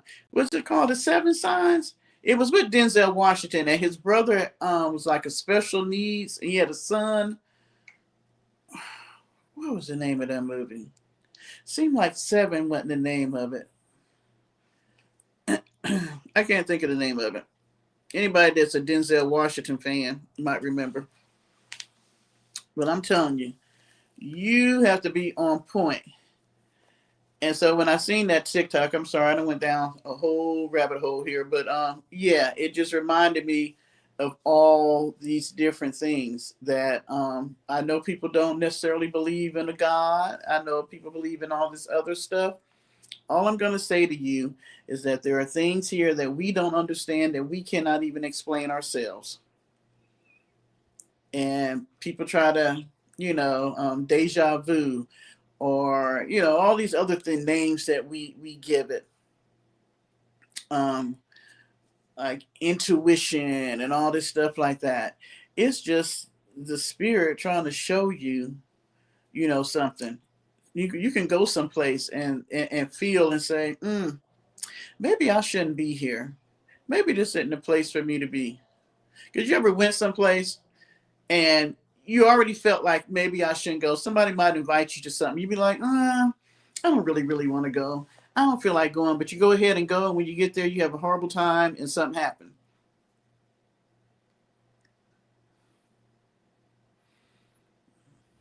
Hey, Felix. Or I'm trying to think of another example. I just had one to Felix said, hey, um, I don't know. It just flew out my head. We just have to be on point. That's what I'm gonna say to you. You gotta be on point. Be mindful of who you hang out with, who you talk to. You know, uh, we always was taught about our eye gate, ear gate, mouth gate. You gotta be mindful of what you're listening to, what you're watching, and all that stuff.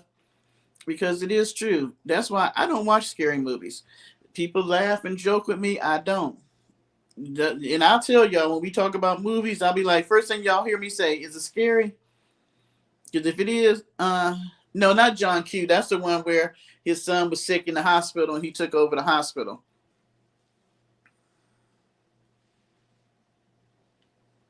Well, Lucius, don't come. I mean, Lucius. Felix, don't come in here with this mess. What vacation break? Thank you. And when I say listening, I mean listening to God. Y'all hold on. I need to go to the bathroom. Felix, don't start that mess. Where's Recessionista? Because you know she'll put you out.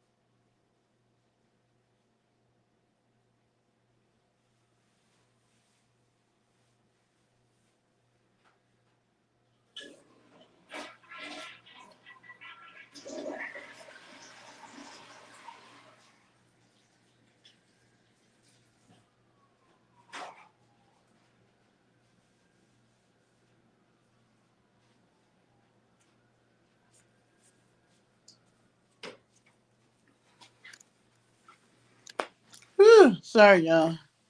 See what I missed.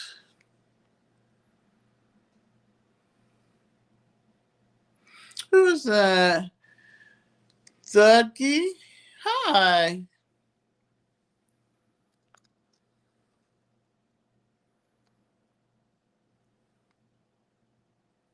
Yep.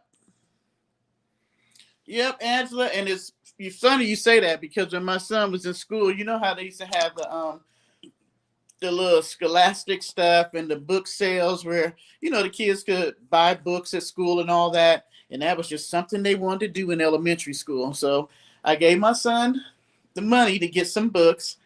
And I said to him, I specifically said to him, you can buy any book, but we are not doing Harry Potter.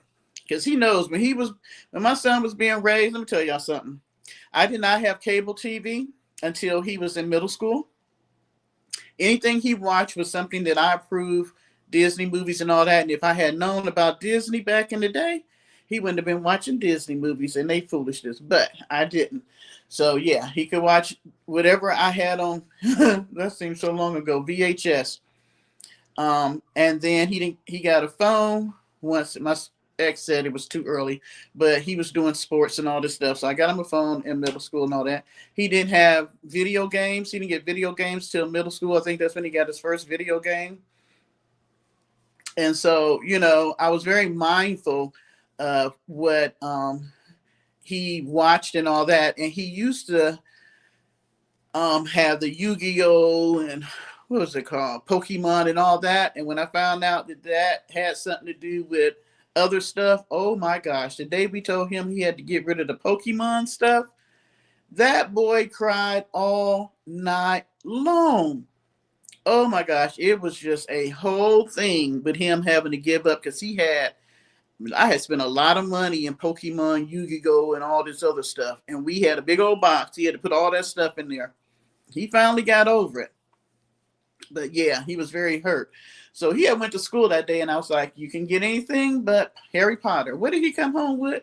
A dang on Harry Potter book. So the next day, I went with him back up to the school, and I told the teacher, I was like, "Hey, he cannot have this book." I was like, "We're either gonna have to get our money back, or he's going to get something else." And she was like, trying to ask me why, and I was like, "Because I told him he could not have this. We don't believe in the whole Harry Potter stuff, and he's not supposed to bring it home." And so she wanted to argue with me a little bit. I was like, "Well, I'll tell you what, you can give him something else, or y'all can give me back my money."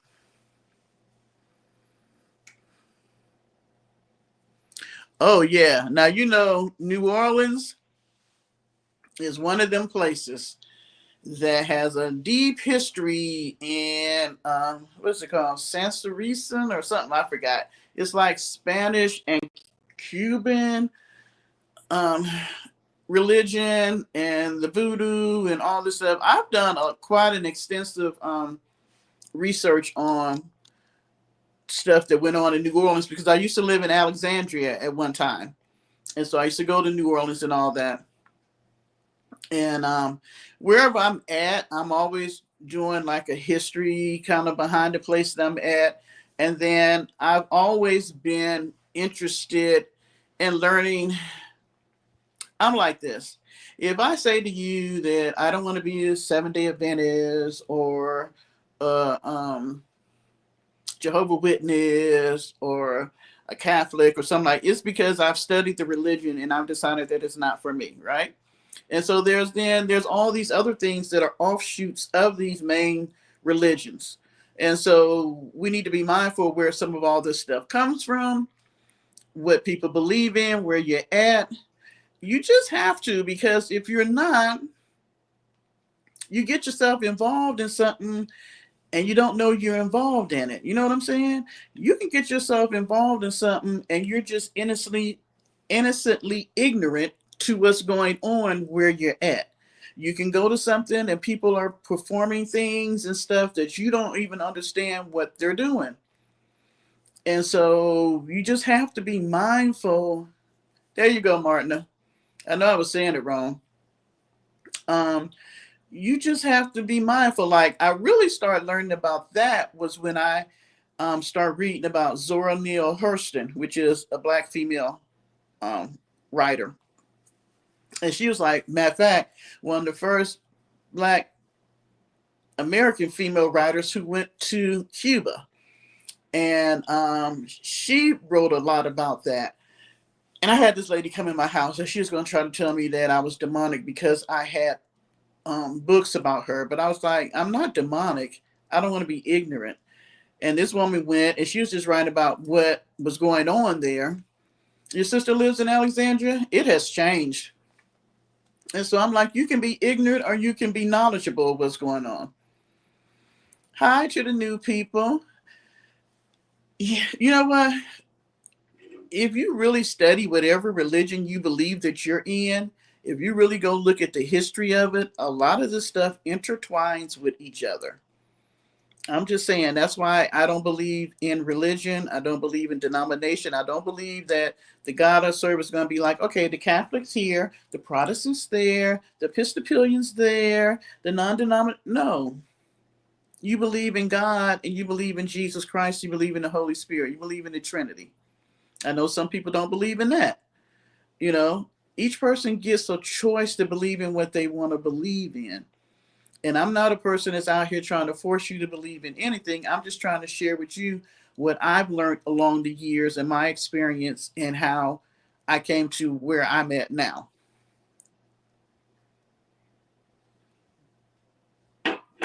It's funny to me how I see these people on YouTube.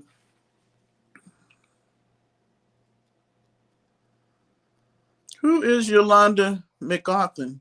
Am I behind?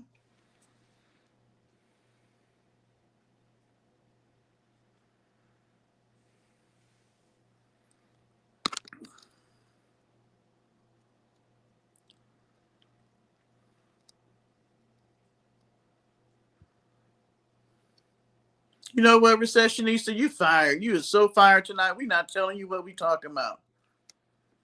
Yeah, we do have a lot of people. Who am I? Ooh, I hope I didn't knock nobody out.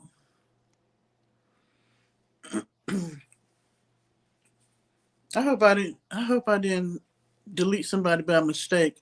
Um, Dang it.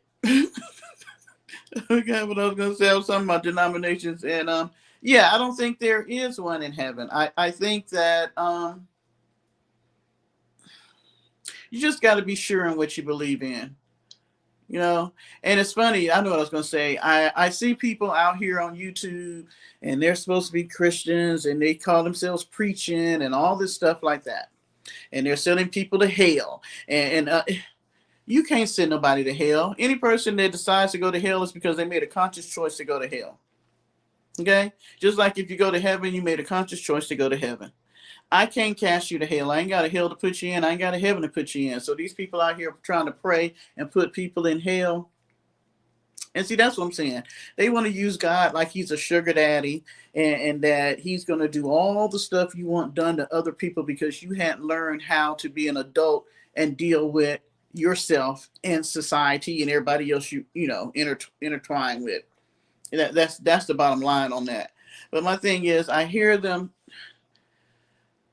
saying all this stuff that's not true. People follow, and the thing is, people will follow somebody that's telling them a lie quicker than they would follow somebody that's trying to share the truth with them. People look at so many things. People look at so many things as the reason why somebody's going to hell. That's always been interesting to me how they're going to say, oh, the drinkers, the smokers, the fornicators, those are the three things they really like to think. The drinkers, the smokers, and the fornicators, and the adulterers. The sex, those are the things that's going to put you in a burning hell. But they only want to talk about the liars, the manipulators, the gossipers, the thieves, the molesters. I mean, there's a laundry list of things that can put you in hell. But they don't want to talk about that. They always want to talk about the things they can see. What about all the sins that people do that you can't see? You know what I'm saying? What about all the things that people are doing? Like there is a big major issue in the church with pornography and pedophilia. Pastors sleeping with the women in the church. You know, I'm just like, there's so many things that people are doing that's sitting up in the church are the ones that's calling themselves Christians. Oh, idolatry. Yes, you know, the ones that are in the church, but they got to have on designer this. They got to drive the BMW. How many big time pastors you see got 5 and 6, 7, 8, 9, 10 cars, Bentleys, Mercedes, BMWs, designer clothes, designer shoes, mansions in a house?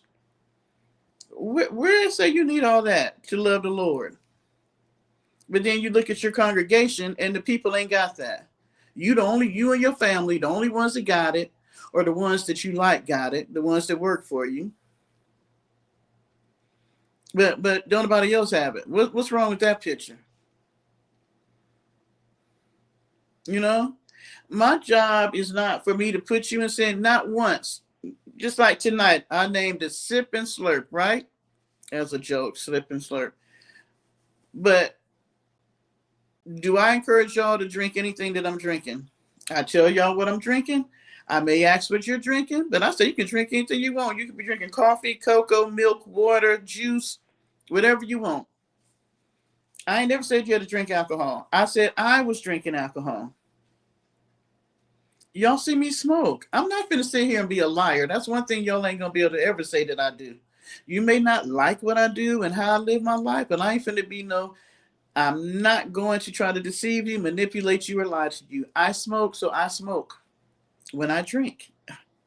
You don't have to smoke. Not once did I say, hey, y'all want a cigarette? Y'all want to smoke a joint or something with me? Never once. It's that if the Lord gives you a choice, who am I to deny you of being able to have a choice in your life? It's not for me to cast you to anywhere. It is for me to share, like I say, my life experiences, what I believe in, what I do, engage with you all on whatever level we're engaging with each other on whatever topic. But my thing is, I hope that even in the midst of my bull crap, because I'm not perfect, never said I was, but even in the midst of it, you can see that I'm a genuine person. You see what I'm saying? Even when I was in the church, I wasn't one of those. And I had a lady literally get mad at me because I told that me and my ex slept with each other prior to us getting married.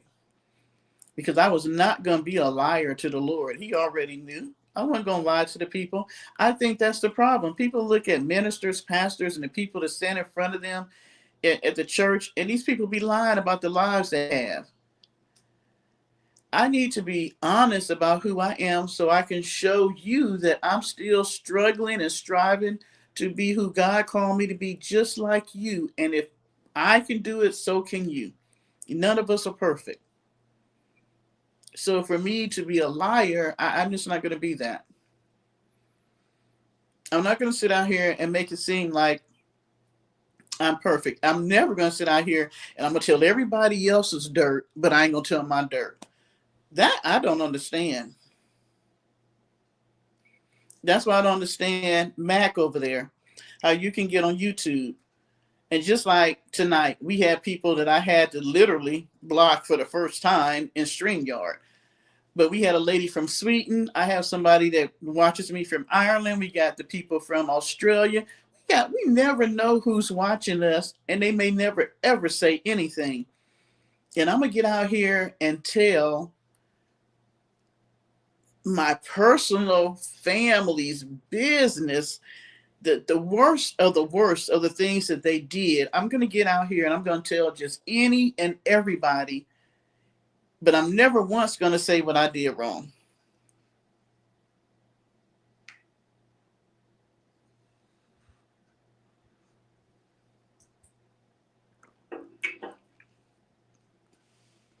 If I'm gonna get out here and tell anybody's dirt, guess who dirt I'm gonna tell? Mine.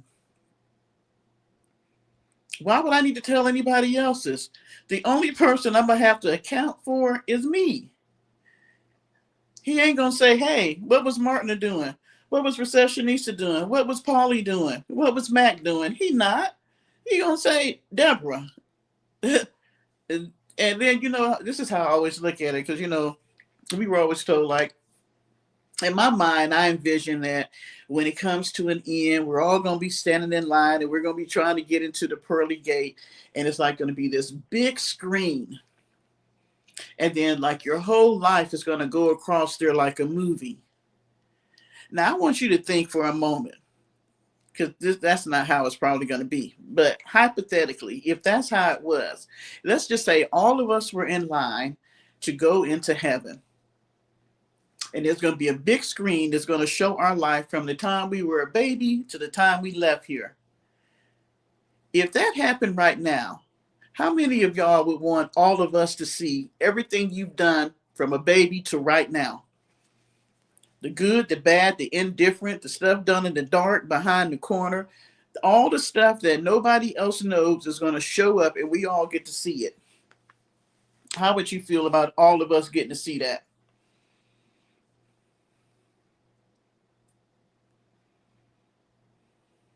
I don't think any of us would want anybody to see that. I know I wouldn't want y'all to be standing in line and see all the stuff that I did. Thank you. we would all be embarrassed, would we not? And I mean, everything's gonna get to show. All the stuff you did that don't nobody know but maybe just you and maybe one other person or nobody else. You know what I'm saying? All that stuff that you don't even tell your partner, you don't tell your best friend, you ain't told the pastor, you ain't told your family, all that stuff. We're not talking about the stuff everybody know. It's all the stuff that don't nobody know. How would you like that to be on a big screen TV and everybody gets to see that? Thank you, Martin. But you know what I said? I may not want y'all to see it, but if that's what I got to do to get into heaven, y'all get to see all the down and dirty stuff. And I'm just going to stand there and cry and be like, I'm sorry for the things. I've already asked for forgiveness and repentance on it, but I'm going to be begging again. I'm sorry for the things that I did that was wrong. And so my thing is, how dare you come out here on YouTube and put somebody else's dirt out here? That's just wrong. I don't care how you slice it and dice it. I don't care what they did to you. Unless you want to say, and this is my thing, if you are as holy as you say you are, then you should have forgiven them for that. And what you should be able to come out here and say is that there are some things that happen in my family because we come from a dysfunctional family, because of the sin that was already in that family line. And there has been some horrific and traumatic things that have happened to not just me, but to me, my mother, my father, and all my siblings. But I have been able to give my life to Christ, and He's put me in a position where I can forgive the people who did things against me, that did things that they never should have done when I was a child. For my parents being born up in sin and not knowing how to be good parents, God has given me the ability to forgive all them. For my siblings who were raised up in the same dysfunction as I was, and they are just as jacked up as I was. We're all striving to be better people. But because of the grace of God, I forgive them. And what I'm trying to do right now is to learn how to mend the relationships that I have with my family, because we all came up out of dysfunction.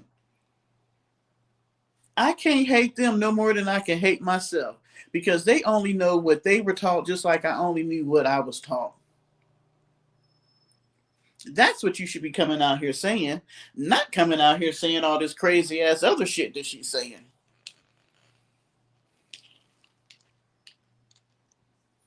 Thank you, Angela. And that's what I said. I look at it like this: from the stories that she told, her mother's life had to be worse than hers was for her to be the type of woman that she claimed that she was. But all of them have tried to change their life after, and my thing is like this. If I hadn't talked to my mother and my sister in over 10 years, how do I know what type of people they are?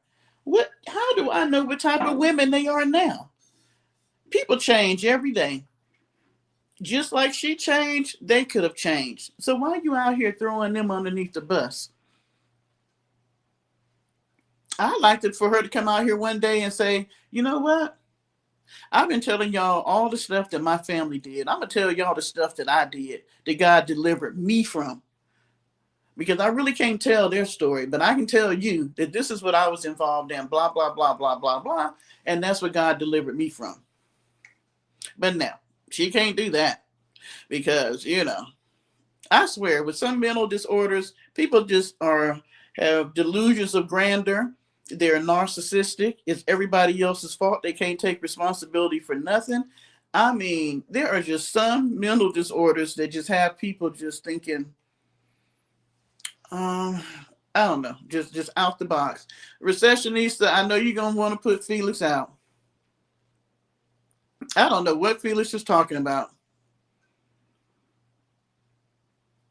Now, Paula, you can't get involved in Felix conversation. I don't expect anybody to be perfect either. We're all human and we're all striving to be better. That's how I like to think, that we're all striving to be better every day to the best of our abilities. Some days we hit the mark and we have a good day, and some days we really muck it up. Yeah. Felix, we're not talking about me. We're talking about somebody else. Thank you. She's very angry, vengeful, and see, that's where I say that you have not been delivered and set free. Felix, I don't know why you do that, but if you want to leave, okay, I'm not going to beg you tonight. You're fine. We were not talking about me. We was talking about somebody else, and you kind of came in and you didn't know who we were talking about. That's understandable.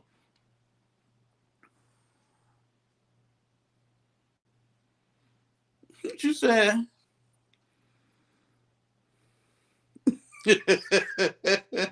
Felix, you don't have to ask for forgiveness. You okay? You don't have to leave, but that's up to you. Thank you, Martina.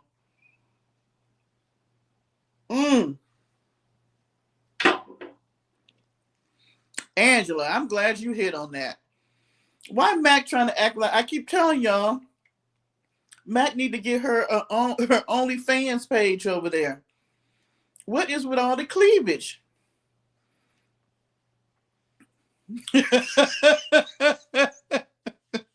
You know what, Paulie? Go on to the doghouse. Why is it that you were doing good until Recessionista came? Soon as Recessionista got into the chat, all of a sudden now, Paulie, you want to act crazy. You were doing just fine. Janice was the only one that had to go to the doghouse tonight. And Martina let her out. But now you got to go. Now you got to go. But y'all know how she liked the bodysuits in the wintertime. So, she has been bodysuit down. But I was too through with the what we call it?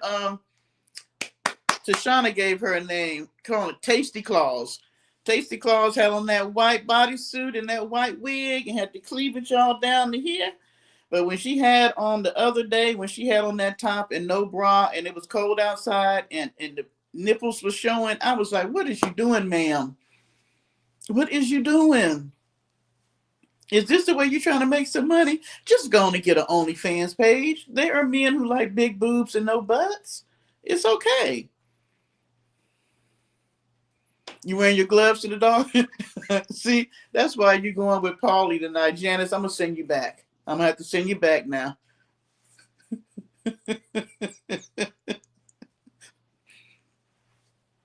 I am just like, what is with the cleavage lately? I'm just like, girl, we all know you got boobs, but baby, can you put on a bra? I'm just like, and let me help you. If you had big boobs when you were younger, they were great.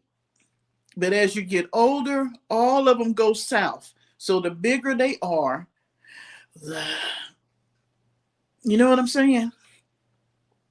If your nipples are down here, you need on a bra. That's all I'm gonna say. That's all I'm gonna say. But you can't tell her nothing because she fine as wine, as she say. Wait a minute. The other day she woke up and I'm like, wait a minute, why are you waking up with regular clothes on? Now, when you do the sleep videos, you put on pajamas, but I guess the regular time you just sleep in whatever. Oh, she do so many things that. Did y'all see when she was eating? She said that Miss Charlene and Miss Pauline are on a cleanse.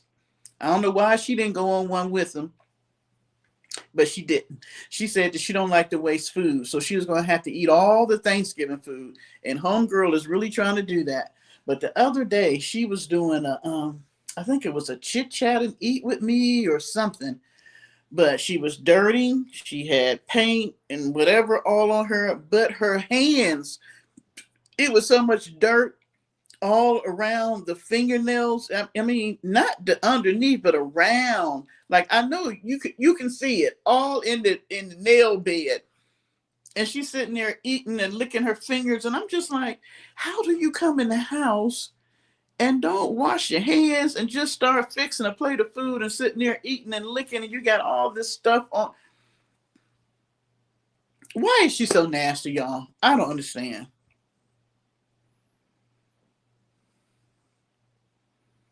Why is she such a nasty? I don't understand women who are just who are unkept and unhygienic. And you're on now. She talked about us being old, but baby, you almost 60. So I know that you need to wash your hands and get all that crap out from underneath your nail bed before you start eating with your fingers. But she always be telling, I like eating with my fingers, but you don't eat with your fingers and they that dirty. I remember one time she was in the van. She had just came out of taking a shower and she had paint all down her arm. And I'm like, how you just took a shower, but you still got paint on you? What did you scrub?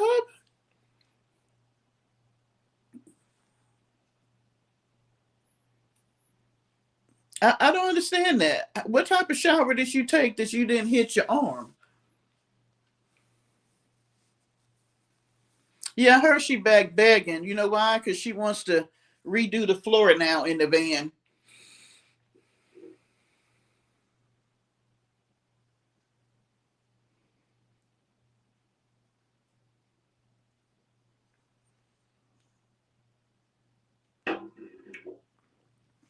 And I don't know. Y'all want to know why she had a scale in her room? I had to go back and look at the picture. I don't know why she has like one of those scales like they used to use at the doctor's office. I don't know why. I guess she seen it at Goodwill and thought it was a good deal. I don't know. Yeah, she's redoing the floor in the van now. She's tearing up the floor that she has in there and she's redoing it. I done told y'all the van is never going to be completed. She wants to still be able to say she's part of the van community, but she doesn't want to have the van completed because then she would have to go and have a van life. Right now, she can still say she's a van lifer who's building out a van and live at Miss Charlene's house. She says that it's doing better, that she needs to do some physical therapy for it. Oh, she's very much a hoarder. You know, recessionista, you better quit talking about that baby being that dog being canned. Oh, she had the scale when she was on the fitness kick. Well, how long did that last? Oh my gosh.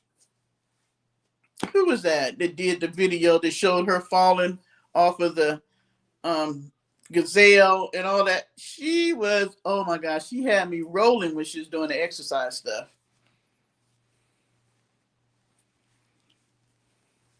I figured she got it from Goodwill and she got a good deal for it. And now it's just something else that's in the room.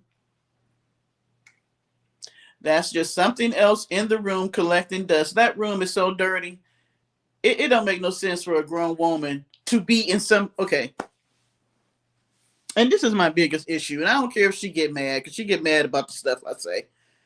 If it's my house, if I took y'all to my room right now and my room looked like that, y'all could talk all you want. You know why? Because it's my room and I pay to live here. But damn it, you at somebody else's house who was nice enough to let you stay there. Why would you? Yeah, shabby life. Why would you keep their room like that? That is just so disrespectful to me that you would do that in somebody else's house. You know what it says to me? You have no respect for Miss Charlene whatsoever. None. Miss Charlene house don't even look like it used to. When she first got there, it seemed like there was a light in the place. It was like, I don't know. It just seemed more cheerful. Now that she's been there, every room just looks. She got shit in every room at Miss Charlene's house. Matter of fact, I didn't realize how big Miss Charlene's house was till she was showing the Christmas trees the other day. How many different rooms she got. I think she's messed up every room except for the one that might be the main living room. Because otherwise, she got shit in all the other rooms. She is just so disrespectful. I mean, I guess for me, maybe I was just raised different, and my family wasn't that great. We was dysfunctional. I mean, hell, I came from a dysfunctional background, but you just respect other people's space. You just don't do that to somebody who extended their kindness to you and still is. This woman don't pay no rent, no electric, no water. She don't pay no damn bills. No bills. She don't pay for no food. When did y'all see her eating steak at her house? When did y'all see her eating gumbo over at the Tin Can? When did y'all see her having a Thanksgiving meal at the Tin Can? You didn't. You didn't. All the stuff she be eating over at Miss Charlene's, you know damn well she was not paying for that when she was living over there in Quartzsite. She was eating that, what Arabs used to call it, that racking, that liver and onions, um, what, ham hocks and turkey wings or whatever she used to eat, egg rolls and pizza with the artichokes on it. Now she eating so good.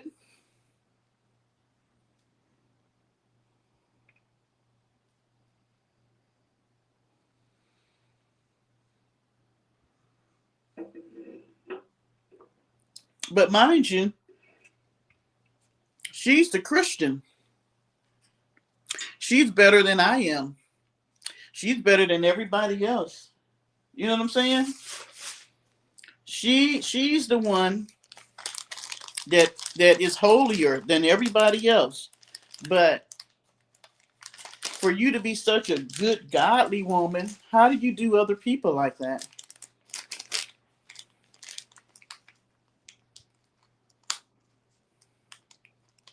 Well, she said if they wanted her to redo the countertop for them to send her money. Why should somebody send you money to redo the floor that you want to redo? You know? And see, that's another thing. I feel like this. You know why I don't have to come on here? And I think I should say, I would like to get more subscribers. At least I think I would. I don't know. I kind of like having y'all, just y'all. I kind of like us being a small group of people. But I don't know. I feel like God wants me to do more with the channel in 2026. He's been wanting me to do more. Let's just say I haven't been doing more. But like I discussed with God, I don't want to come on here and say, please give to my Cash App or my Amazon wish list. Now, I do need to say thumbs up and please subscribe. But most people do subscribe and I get a lot of thumbs up and I don't have to say that. But this is how I look at it. If this is something that I'm supposed to be doing, that I feel like God has called me to do, guess what?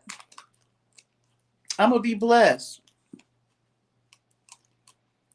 I have always lived And I'm gonna tell y'all this now. This is one thing. Once I gave my life to Christ, I have always lived with God being my beneficiary, the one showing me how to do the finances. He's a better husband than any husband, and I've only had one that I have ever had. I mean, he's always there on time, even when I think he's not on time. If there's something that I'm supposed to be doing that he has blessed me to do, guess what? He's always provided.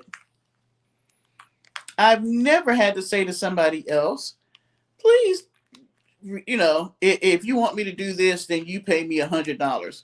Or, I need you to send this because I need panties and a toothbrush. And I mean, is there anything that she has not asked for her subscribers to pay for? I mean, if I got to get out here and ask y'all to buy me a pair of panties, there is something going wrong in my life. You know what I'm saying? If I need y'all to buy me VO5 and panties, there's something going wrong. So my thing is, where is this powerful God that you serve that you have to beg people? See, my Bible tells me that I ain't got to beg. It tells me that just like God take care of the birds and the flowers and the bees and all that stuff, that he's going to take care of me that way. Now, of course, I'm not quoting that scripture correctly. I mean, verbatim. But y'all know the one I'm talking about. So why do I need to come out here and beg y'all to take care of me if you're going to take care of the birds? I don't. So that's where I be confused about what the people be wanting and what they be saying out here. Because when you say you're godly and you say that I'm a hoe, I'm trying to figure out which one of us is really living for the Lord, me or you. I mean, last time I checked, I ain't had to beg.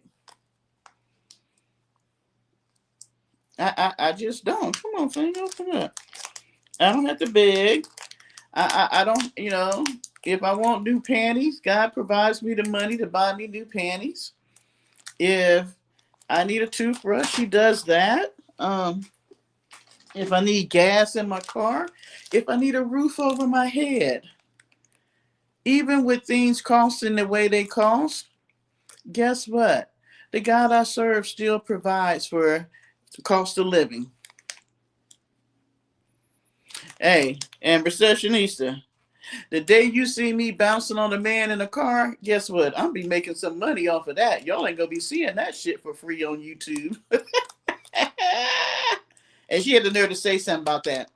Tell my son, yeah, we might have seen that. Well, I think she said something smart about that. I'm just like, girl, please.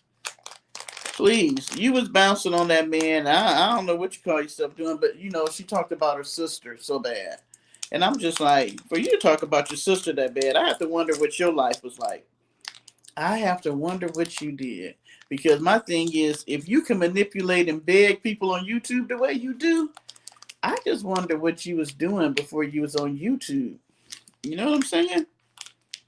People bring their same character traits right to YouTube. The same thing you do in your real life, people bring right out here to the YouTube channels. So if you're a manipulator on YouTube, guess what? You're a manipulator in your real life. If you're a liar on YouTube, you're a liar in your real life. If you're a user, you're a user in your real life. And we have seen that. And what happened to all the friends? You know what? Since she got with Miss Charlene, all of them got kicked to the curb. What happened to Miss Mary in Georgia and the other Miss Mary in Texas? What happened to the guy she used to talk to and the older lady with the son? What happened to all the friends? She don't even go back to Texas. She used to go back to Texas once a year. When was the last time she went to Texas? Let me tell you something. Like you said, what's in your heart, it's going to show.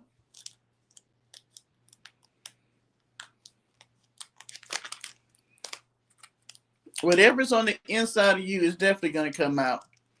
Let me tell y'all something. We know she ain't had no friends, just like she said one day. I don't know what day it was, because y'all know I don't watch her every day. But she said something about she was going to take some of all the stuff that's in the room and she's going to take it to her friend in Vegas and put it in their storage.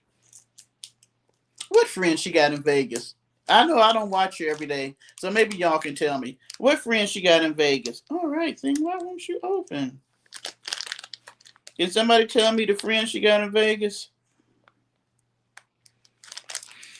The same one that she was supposed to go to Vegas and have dinner with or something like that, and she didn't show us the person. Mm.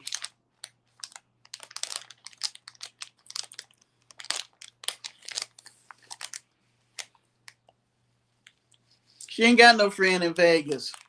Because how come every time she went to Vegas, she was in a hotel?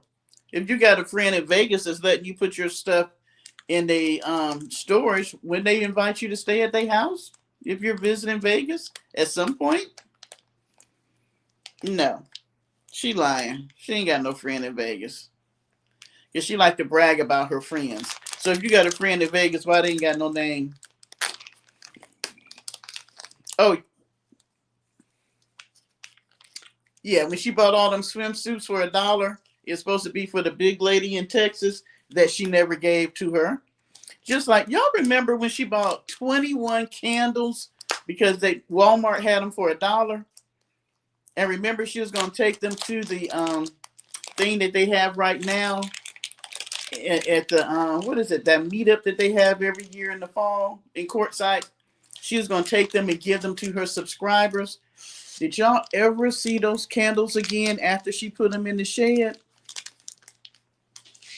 No. Let me turn a little heat on for Parker.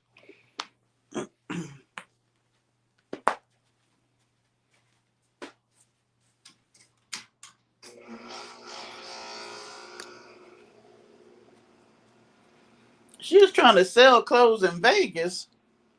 Yeah, the RTR. She never took those candles. All they did was, I guarantee, if you go to the shed right now, those 21 candles are sitting there melted. Thank you, Martina, from the heat from being in that dang on hot butt Arizona. They just melt. That was $21 that she wasted money on. Just like, remember, she went to Walmart, bought all them bathing suits, even though she bought size 3X and all this stuff, even though she couldn't wear them, she was going to give them to her friend, and she never did.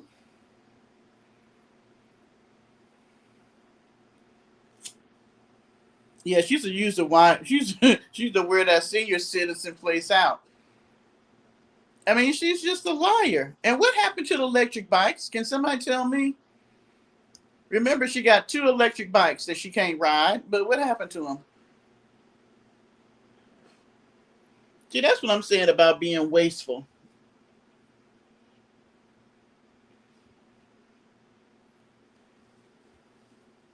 Yes, all the cups that she had bought that she was going to give out at the RTR to her subscribers, never did. See, and see, when people start telling me, want to talk to me about um, the Bible tells you to be a good steward over what you have. That's not being a good steward. To get money from people after you've begged them for it, and then you use it wastefully. You buy stuff that you don't even give away. I have never seen this woman literally give back the way people have given to her. You know what? All the tennis shoes that she got from the tennis shoe place, I know them people gave her at least about 20 pair of tennis shoes that we don't even see her wear. Has she even given for all the shoes that she don't wear that are brand new? Has she given them to anybody? Anybody? She could go to Vegas, and I guarantee I see documentaries all the time. Homeless people that need clothes, that need shoes. She could take over half that shit that she got from Goodwill that she was trying to sell to us in her little mystery boxes for $40 and give clothes out to people right now who are probably cold. They need sweaters, coats, leggings, tennis shoes. Nope, she ain't gonna do nothing like that. Mm-mm. Thank you. She could have given Miss Charlene one of those bikes. You are right. Who said that? Thank you, brand new. You would think that she would have gave her one. Nope. Miss Charlene and Miss Pauline both bought theirs, and they knew how to ride a bike. She didn't know how to ride a bike. Oh, that thing had me laughing when she put the helmet on backwards and she called herself trying to ride a bike. But what happened to them? Two. And those bikes are not cheap. Because I looked, because I was like, maybe I should get me an electric bike, get some, because y'all know I need to get some of this fat off me. That's another story. That'll be another story time. So I was looking at maybe I should get me one. When I looked and seen they were like $600 to $900, I was just like, Okay, she don't give back to Miss Charlene. Even when she did Christmas, what she gave her? Timu glasses, dollars. Cost $1. I have not seen her buy Miss Charlene nothing expensive. And maybe I missed it. Has she? Has she bought her something really nice? Girl, we don't even know where the Skims is. She said she didn't like the panties. I think she gave them to Goodwill. Even after she wore them. I'm sorry. I'm not going to give my worn panties to Goodwill. But how about this year, you give Miss Charlene something really nice, even if she says she don't want it. How about you give her a check for $1,000? How about, matter of fact, Miss Charlene's AC went out this past summer because if you notice, they were using window units and fans and stuff. How about you give Miss Charlene some money on the AC? Oh, she gave Miss Pauline, it wasn't Miss Charlene, she put a small refrigerator, so she says, in Miss Pauline's van, because she showed that somebody gave her. Okay. It was free. It was a sponsorship. That's why she did the video on it. And only reason why she gave it to Miss Pauline is because she had one and she couldn't fit it in hers. How about she say for the month of January, I'm going to pay the electric bill, the water bill, the sewer bill or whatever, whether she want her to or not. I never see her giving back to this woman the way this woman is giving for her. And is that going to kill you? What is she saying right now? Her birthday is the 25th. So she's begging for people to give her what? Birthday gifts?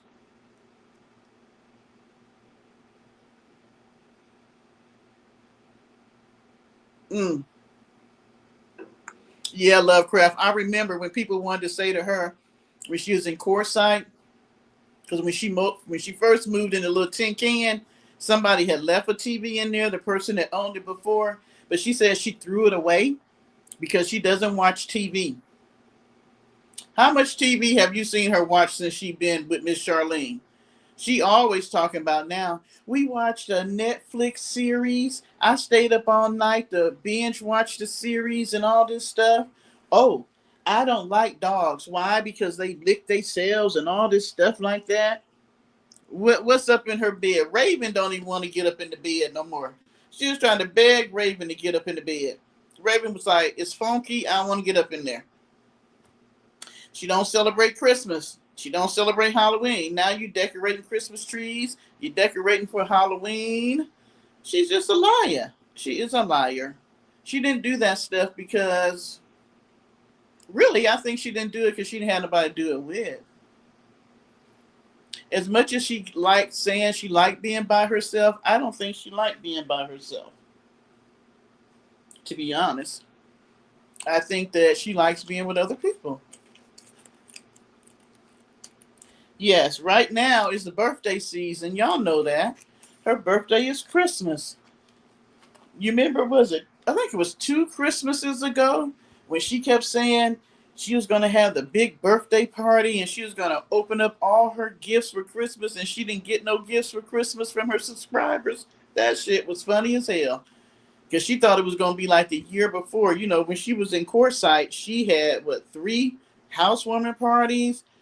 They gave her all these gifts for her birthday and all this stuff. They ain't doing that no more. She got rid of, matter of fact, Miss Catherine was in there tonight. She got rid of the people who was really good to her. She got, I think, about two people that's been there for a while, but they don't have no money.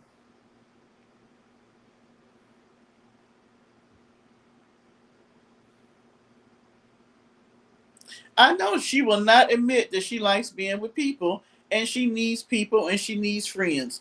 She is just an awkward, odd, strange woman. That's why she's never had friends. And that's why you ever notice she talks about having a friend so much. Like all of us got at least one friend. But we don't have to get on here and say, my friend, my friend, my friend, my friend, my friend. Because we know how to be a friend and we have a friend. She's never had a friend because she doesn't really know how to be a friend. To her, having a friend is somebody that does for her. Okay, so you wash the dishes and you clean up the kitchen. That's the least you can do. You ain't paying no bills. I mean, come on. You clean up your bathroom, the one you use, but you don't clean up the bedroom. You don't even clean up the family room. You and Raven laid all on the couches for how long when you got your thumb messed up? I ain't seen you in there vacuuming, cleaning off the couch, buying some, I don't know, some stuff to clean the couch off or whatever. I don't even see you cleaning that room. Yeah, you know what friends have a meaning? To her, she says that she's always been a good friend, but she never had good friends. To her, a friend is a person that does for her. She always talks about the fact that right now that she has taken care of everybody else in her whole life.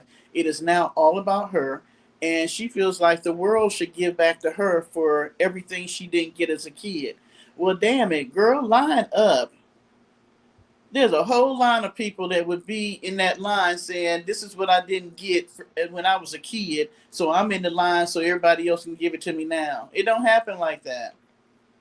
You are not the only person that came from a household that was dysfunctional. You are not the only person that didn't get all the love that you felt like you should get as a child. You are not the only person that had really shitty parents. You are not the only person that had a horrible husband. You know what I'm saying? Get in line. But guess what? You grow up. That's part of who makes you into who you are. You don't stay a victim your whole life. It makes no sense. You're almost 60 and you still want to be a victim and be this little child. And Miss Charlene, that's why you like her, because she lets you be the little child that you never got to be.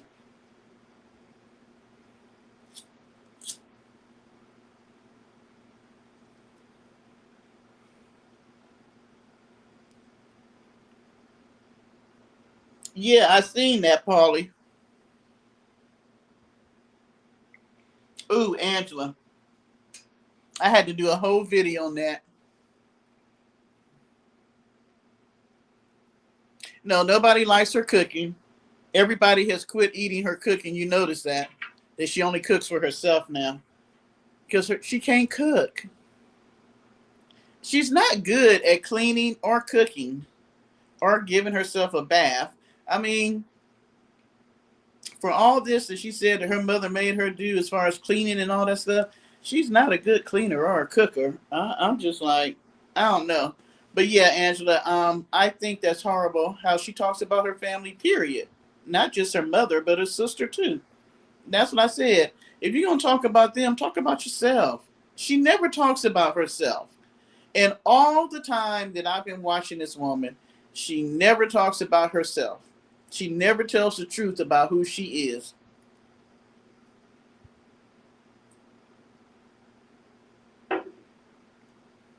Remember how she got on us about us doing the reaction videos to her? And she even told us that the little thing that covers you for doing, doing reaction videos and stuff, she said that that didn't apply. But then the other day, she used that when she did a reaction video about her sister, when she played her sister's video on her channel. She didn't show her, but she played it. And then she decided to recite the statue that covers you when you do a reaction video, even though she said that when we did it, we were wrong. I'm like, girl, you lie. You such a hypocrite. You're such a hypocrite. You've always done reaction videos until you went to van life. And you talked about people like a do dirty dog. And you didn't tell the truth about your life. Nobody believes that you lived in that little building for 12 years. I'm sorry. That's it. I call bullshit on that. I definitely call bullshit on that.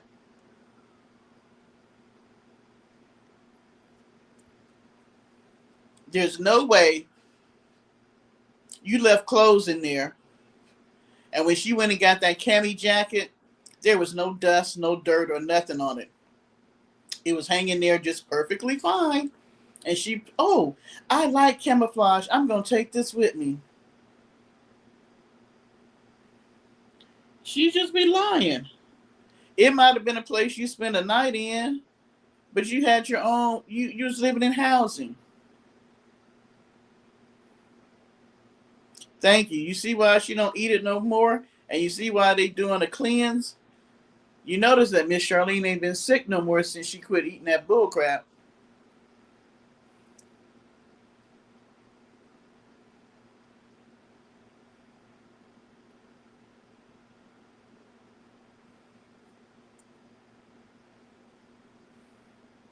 And she swears that y'all only come over here because of her. She swears that her sister only gets views when she talks about her. That's the only reason why she gets views, and that's not true. I can look back to when I first found out who her sister was to now, and her sister is getting more views now. Has nothing to do with her. My views that I get now has nothing to do with her. I talk about some of everything. It ain't just because of her. I just don't know who she thinks she is. I'm just trying to figure out. But then she did say one day that she was a celebrity. So, you guys only come over here because of her. So, she is a celebrity. What can I say? I'm going to say thank you for the over 1,500 people that decide to come over here and watch my videos. Thank you, Mac, for the thumbs up and the views that I get. And as you say, I don't make any money off YouTube. So I'm going to tell you, apparently, you're not as popular as you think. Because if that's the case, then I should have more subscribers and more views and make more money. I need to find somebody new to talk about.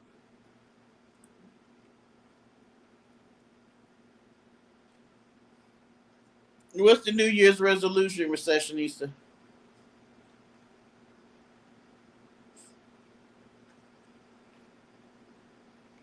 The New Year's resolution should be quit talking about your family because apparently they don't care what you say because they're not responding. And that's the thing that's pissing her off so bad. No matter what she say about them, nobody responds to her.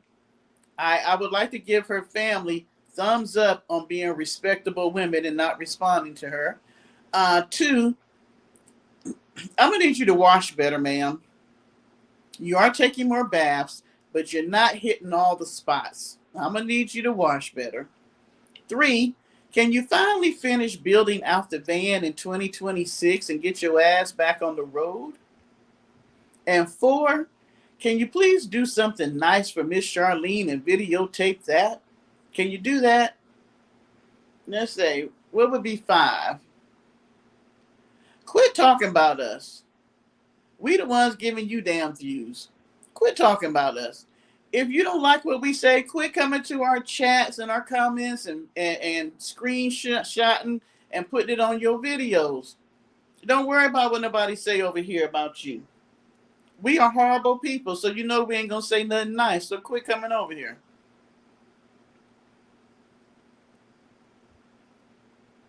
Oh, and girl, 6. Can you comb the damn Goodwill wigs that you done bought? Can you wash them and comb them? Because you just can't slap a wig on your head and think it look good. Oh, and quit putting on all that damn lotion when you ain't washed good. Mm. I don't know, Lovecraft. I don't know. You know, she used to shave her head and be proud.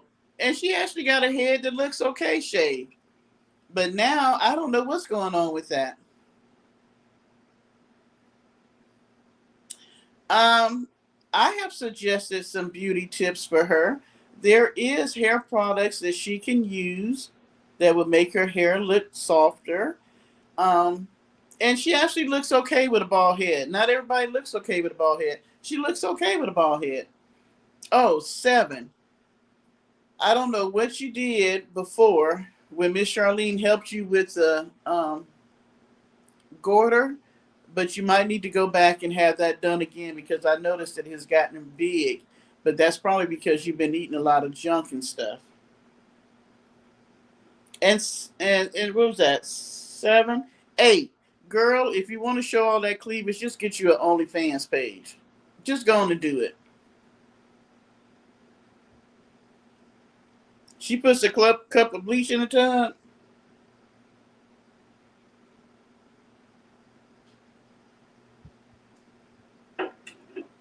She said she bought quite a few wigs from Goodwill. I don't think she washed them. I think she bought them wigs from Goodwill and just slapped her on her head. You don't know what could be in them wigs. Lice, anything. Who does that?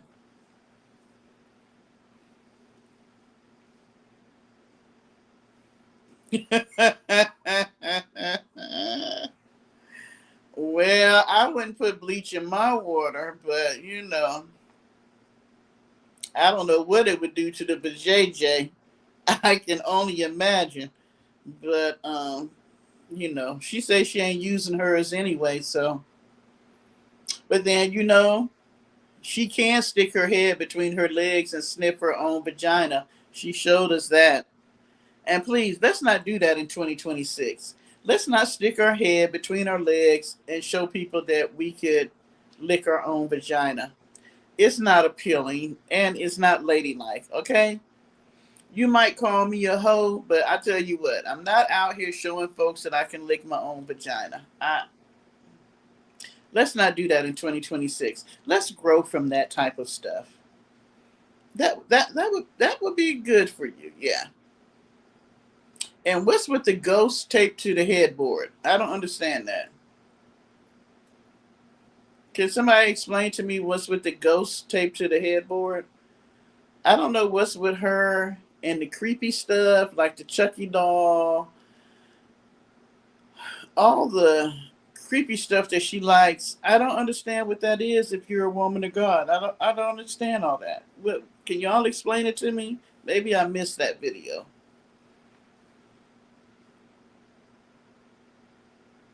I think I did 8. I can't think of 2 more for 9 and 10, but eight is enough. And when you make a response to this video, what's the reason for the ghost? Oh, she's sleeping with ghosts. Okay, that's so stupid. That is so stupid.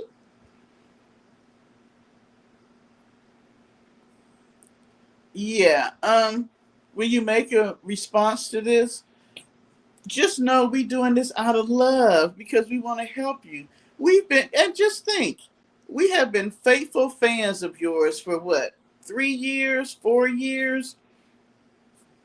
We've been trying to give you good feedback on your videos, and you don't take us seriously.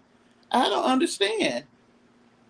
We watch you, we give you good critiques, we try to tell you how to do better, and yet we get nothing back from you but negative responses. I don't understand.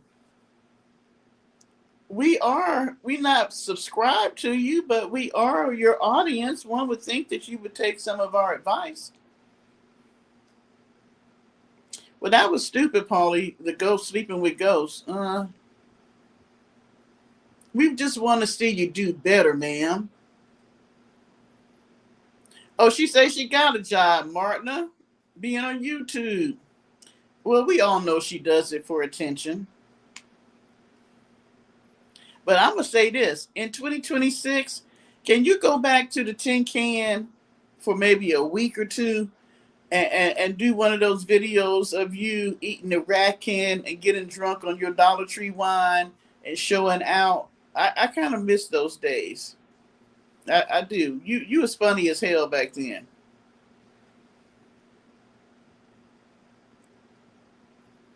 Oh, she always copying Justine. Always.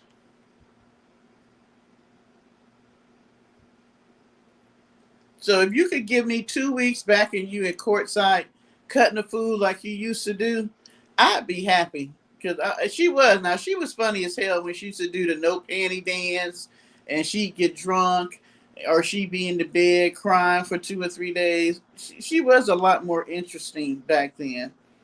Or in the van cussing us all out and cutting the food.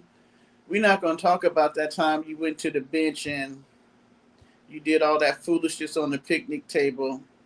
That was real nasty that day, but yeah. There was always something exciting we could look forward to. Now, you've gotten quite boring. Living in the house, you are quite boring. What about the spider? Refresh me on the spider. Or are you trying to burn up your friends in Texas? Yeah, that was a good one. Or when you hit the dog at the campground, or when you got drunk at the campground and you had cooked the steak. That was a good. You had some funny ass days, when you was really trapped. Oh, let's not forget the Big Bird coat at the Snake Festival. That was a good one. You had some really good days back, when you was traveling. Or the what's the little place that she used to like to go to? The place on the edge of Nevada and California where she got in the pool. Was it? Are you talking about? Was it supposed to be a vagina spider? Paulie, you spelled that wrong. Take your ass back to the doghouse. Oh, she's washing dishes right now. She's probably washing dishes right now with one phone and watching us on the other phone and doing one of her life lessons. You know, she'll pull something from here and do a life lesson on it.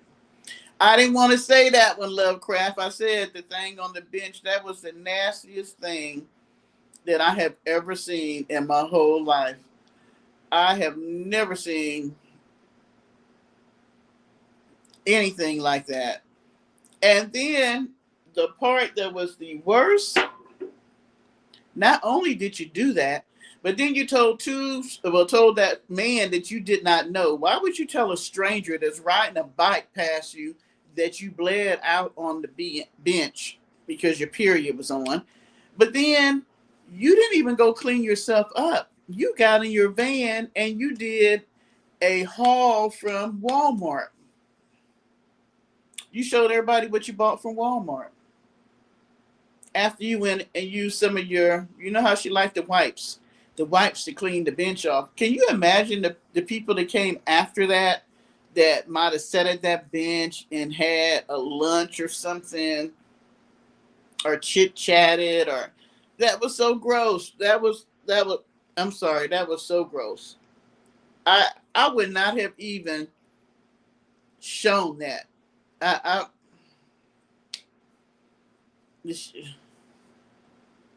she was just nasty. And we know how many days she could go without washing. How she would go from the back of the van to the front of the van and just get in the front and just start driving. And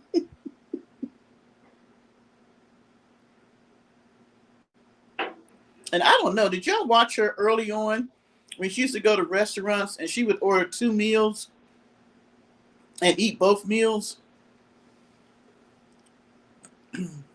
Girl could eat now. But then, you know what? I do miss the shower dance when she used to do the hoochie coochie dance at the Planet Fitness after she took a shower. I do miss the shower dance. Yeah, I'm telling you, she was a lot more. She was a lot more exciting before she went to Charlene's. Oh, how many times did she pee on herself? I never understood that. How do you pee on yourself? But yes, she would pee on herself. Yes, yes. Mm.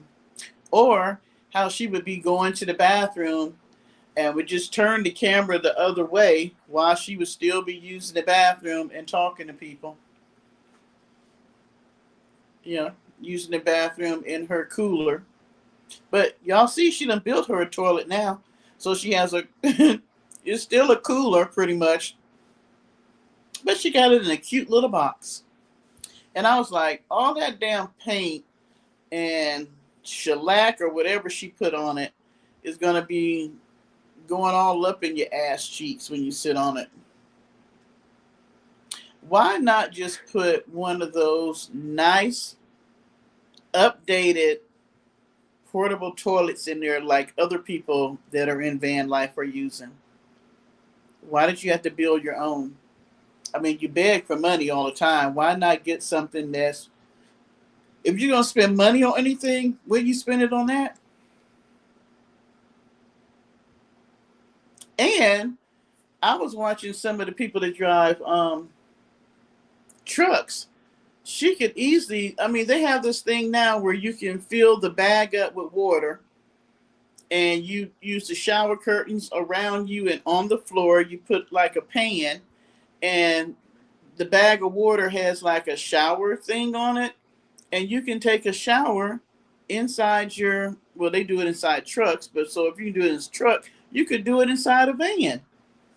She don't ever look at all the new things they have out to make things better or more convenient with living in a truck or a van or whatever. Nope. It's like, yeah, that's what I was thinking. That your butt would stick to that shit that she used to paint. But hey.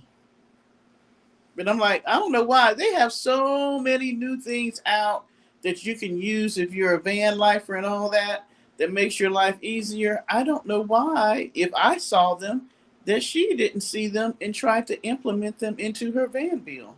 If you're going to spend money, at least spend it on something that's worthwhile versus wood that's rotting in Miss Charlene's front yard. And oh my gosh, all around the van it looks horrible. It's a horrid festival. Paint, wood, it's just a hot ass mess all around the van. Oh, there's no room in the van, Paulie. I'll call that a fire trap. I ain't gonna lie. I'm gonna tell you right now. If something ever happens in that van, like with her, and you know, because she hooked up her own stovetop, if something happens in that van, unfortunately, when it comes to fire or something, she is going to be in trouble between all the epoxy, the paint, the stain, the fabric, and all that. And she does not have a quick way of getting out of there because she got the whole back. I mean, it's closed off. And then even the side door, like with Treasure, she had the side doors. She got the whole bed thing there, the curtains and all that. She literally got to be in the bed to open the door to try to get out of it. It is a fire trap. It is definitely a fire trap. She was not thinking when she built this shit out. She was not. If you look at Miss Pauline's and Miss Charlene's, the way they built theirs is that that whole area is open and they can open their doors and you can have an easy way out. They're not using anything to block the doors for them to get out. I don't even know what she was thinking. Yeah. Because the way she should have built it like Miss Pauline, because Miss Pauline has the bed where she has her stove and all that stuff at. That's where the bed is, and then Miss Pauline put the the stove top and all that on the back side. and then she has like a little bench area where she can sit on the other side, but all the area in the middle is open, so when you open the door, it's an easy way out. She got too much shit, and she just got too much shit in there.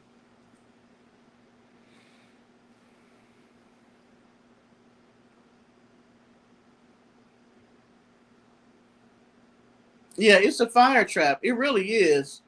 And I don't even know if she's thinking about that. I mean, that epoxy and all that paint and that wood and that shit, oh my gosh. It would be horrible for her. It really would. And I don't even know if she thought about that. I'm like, did she think about any of the safety issues of you being in that van? I mean, because one would think that that would be something that you would think of. But no, not Mac. Not Mac. There was no plan. She just went in and decided I can build out a van, so I'm going to do it.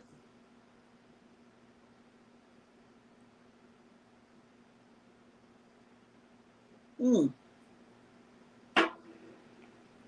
And have you heard about her talking about making payments on there at all? Remember when she first got it, she claimed she got a loan from the bank and she had to make payments. And heard her talking about no payments, have you? Because she ain't got no damn loan from. How you get a loan from a bank and you ain't got no job? I'm just trying to figure out what planet she think we came from. You got a loan from a bank, but you don't have no job. Your job is YouTube. Hmm. And how reliable is that? Because you can't give any type of significant amount of money that you can make every month the same amount. You might make $100 this month. You might make $1,000 next month. You might make 5,000. No bank is going to give you a loan on that. She got the money from Miss Charlene. I don't know why she be lying so much. Ooh, y'all, it's 12 o'clock. It's 4 hours, give or take. I'm getting off here. We have talked way too long.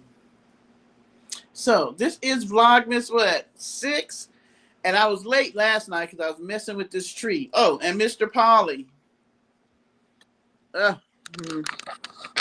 Let me show this because Mr. Polly talked about my tree so bad. Talked about my tree, said my tree was bald. Okay. She has worked on the fireplace, still working. And I have decorated the tree. Still want to do a little bit more to this tree. Did a little something to the oh, what happened?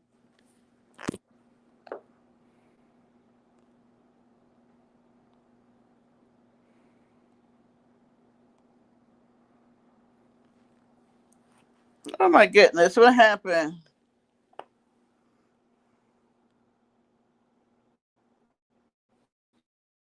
I don't know what happened. Am I coming back? I don't know what happened.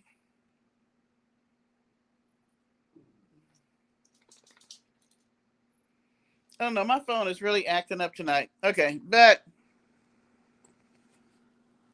I was trying to show y'all, Mr. Polly, that I did decorate the tree, and I did do a little something to the table. Let's see. I'm trying to make sure I'm showing.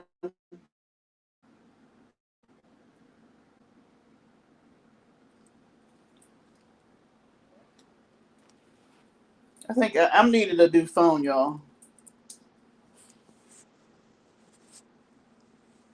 Okay.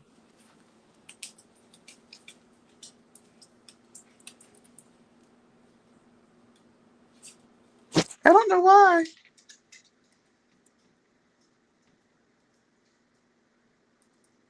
All right, maybe I need to quit moving. Okay. And y'all know the other side over there. I don't know why.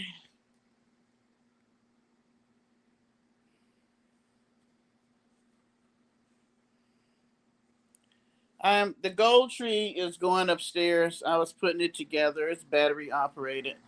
So there you go, Polly. I still got to put my star at the top, but yeah. Oh, I'm good now. Oh well, I'm so glad that you approve. I'm so glad you approve, sir. All right, y'all. It's midnight. I'm getting off of here.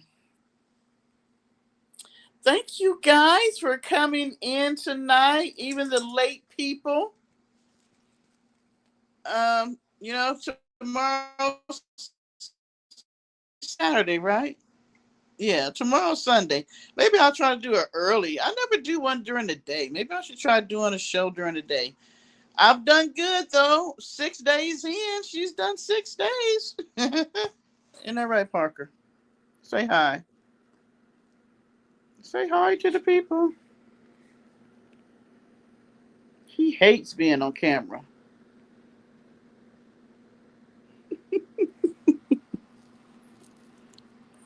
He's so bad. But he looks so cute in that blue. So, yes, you guys have a wonderful night, and I will talk to y'all tomorrow. Thank you. Hey, thumbs up. If you haven't subscribed, subscribe. Receptionista, you're going to have to be here tomorrow if I come live because you need to make up. You're supposed to be the co host.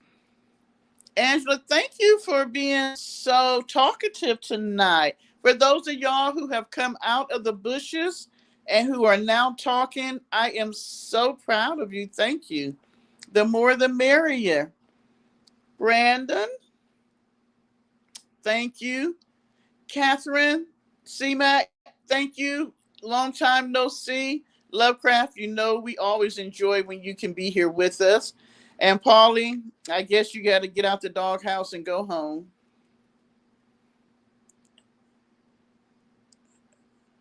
Who did I miss? Felix, if you gone, good night. If you're not, good night. And thank you for the person that came in from from Sweden earlier. Thank you. You didn't go. I know you didn't go to the doghouse. You know why you didn't go to the doghouse? Because you knew your butt was late. That's why you didn't go to the doghouse. I have to come on tomorrow so you can tell us how your birthday was. You have to tell us what you did, ma'am. All right, y'all. I'm not sleepy. I slept during the day. So I think I'm going to catch up on a couple of my YouTube people and watch me a Christmas movie. And I'm almost, let's see, it's a shame. I was working on this one for it to be here for Thanksgiving, and it's late. But I'm almost finished. It's not wide enough, but I'm almost finished. And then hopefully I can finish the one for Christmas. But I do have that blanket, but I like having my own. But this one is long enough, but it's not wide enough yet. But it's almost finished. And I can still use it, the rest of the year because I'm not going to have the Christmas stuff up all the time. All right. And Vanessa, thank you for giving me a view or two. And be nice when you do your reaction video because we love you over here, girl. We love you. All right, y'all. I'll see y'all tomorrow for Vlogmas Day 7. Good night.